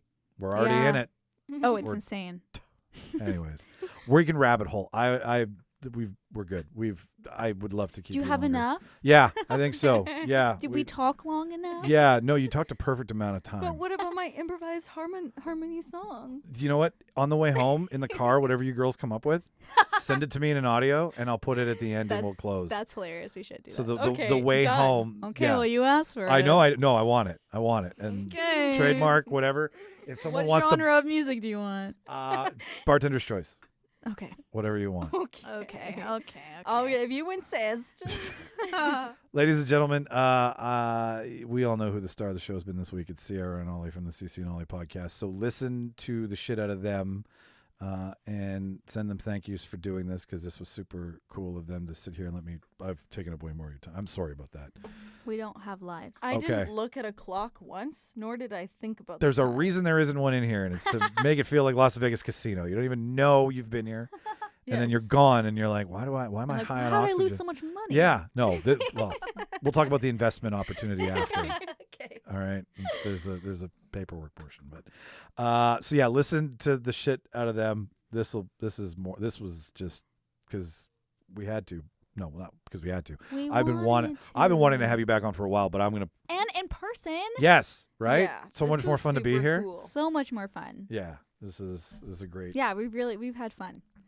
This has been a treat. I've spent 2.5 hours drinking one singular cup of coffee. Me too. Cheers. And Oh my God, me cheers. I've still got a little bit. I too. still got a little bit at the bottom as well. Was for And this. So we got to not only do a podcast, but we got to meet your cats. And Yeah, those things are. That's the love of my life. Like when Buffalo passes, we have to get a kitty. That's the rule. Gotcha. So Yeah. we'll be getting because Just let Ciera move in. She's like a cat. sure you want to Her replace. hair gets everywhere. She's like weirdly grumpy at random Are times. you litter box trained? no. No. It's the right answer to that question, but it would help if you were. I would have allowed you. Noted. Well, I think I'm going to just do what your cat does and just lay on your area rug and not move. Although there's like 4 people in the kitchen, just stay Yeah. on the area rug. He was hanging on for dear life. He was. Yeah, he He's was. a boss. Yeah, no, he's. We'll say hello to him when we get out of here. Burger the boss. Listen to the end of the episode if this is your first time, ladies and gentlemen, because there's like a little. I stopped giving you insufferable promotional shit unless you wanted to listen to it. So just listen to the very end. There's a whole little blurb there on how you can support the show, live in the Whoa. Debater universe, That's cool. and I'll listen. you can do a bunch of things. There's a bunch of interactive ways to interact with us. All of the information for these two ladies will be up in the show notes, so you can find their episode, find them, follow them, watch what makes you laugh, find them on TikTok because that's the best way to keep your day full of smiles. Aww. That was really nice. What sentimental Full of ending. smiles. I have been Michael Petrow. I am Olivia Raine. And I am Ciera Fredborg. Watch all the movies. Make sure if you're a dude that one of them has a female lead character. Motherfucker, do it. It's good for you. And yeah, we'll see you next week. Bye. Bye.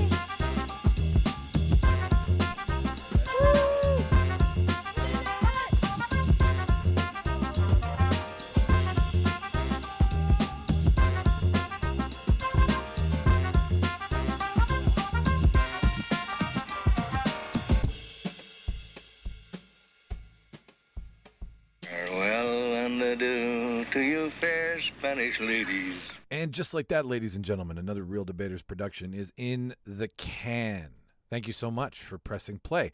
If this is your first time, specifically more so if this is your second or third, triply thank you to you, whatever the hell that means. And just like that, ladies and gentlemen, another Reel Debaters production is in the can. Thank you so much for listening. If this is your first, second, third, fifth, 20th time, thank you so much. But thank you to the first timers, the ones here who pressed play for the first time and took a gamble on us. If you like what you heard today, the easiest thing to support the show is just to subscribe. Hit the like button, the follow button, whatever's in your podcast player. Make it so that we're always there every Wednesday for you, okay? That would be huge. If you want to stay in touch with us, if you want to follow us, there's a couple ways to do that. We're on Instagram, Twitter, TikTok, Facebook. We're slowly migrating to YouTube by putting all of the things we've ever put on video onto that site. There's some surprises coming this year that happened a while ago, but I felt needed to be shared because they're part of the Debaterverse. So the YouTube page is coming. But if you want to follow us, it's at Reel Debaters Pod on Twitter and Instagram. It's the Reel Debaters Podcast on TikTok. All of the links, all of the one-click away things are in the show notes that you've just listened to. So if you want to follow us there, that would be great too, because then you get to stay in the know of all the things that we do and what we're going to try to do this year and what we've done in the past, so on and so forth. Yeah, so that's how you stay in touch with us. If you want to contact us, it's thereeldebaters@gmail.com. All the spelling for all these things is REEL to keep with the title of the show. So you can send an email to us there, request an episode, want to call out one of us for being a goofball. There's places to do that as well too, like the Reel Debaters website. You can email us, or you can go straight to the website, rate us in Podchaser, it's reeldebaters.ca. And if you really, really liked what you heard and you want to support the show in some fashion that requires you spending money, well, we got a couple ways for you to do that as well too. You can buy our merch at the Prop Shop. It's a store through Threadless, and it's online, and you can order stuff. We've got tons of stuff. We've got our Mass Debater wear there. It's our signature, original, and only line. It's our logo on everything. So you can support us that way. Go to the merch tab in the show notes. Or if you just got $1 and you're like, hey, I want to give you $1 and donate it to your cause, there is a tab in the show notes as well too that says donate to the Debaterverse, I think. And if you click on that, well, it takes you to a donation page where you can donate like $1, $3, and $5, and you'll get something for your $1, $3, or $5. Any more than that's just ludicrous. Luda. So, yeah, that's just kind of what I wanted to tell you. That what I said at the end of the show. This is what you should listen to, because this is all about who we are, and now that we've gotten to where we are, we want to interact with you guys more. So these are the ways to do so. This is the way to stay in touch with us. Thank you to everybody, again, who's listened to the show. Again, you pressed play. You took a chance. That's cool. So without further ado, this is where I said I would talk more, so it's eggs on your face. No, I got nothing else for you. So thanks for listening, and we'll see you next week, and watch all them fucking movies. Bye-bye.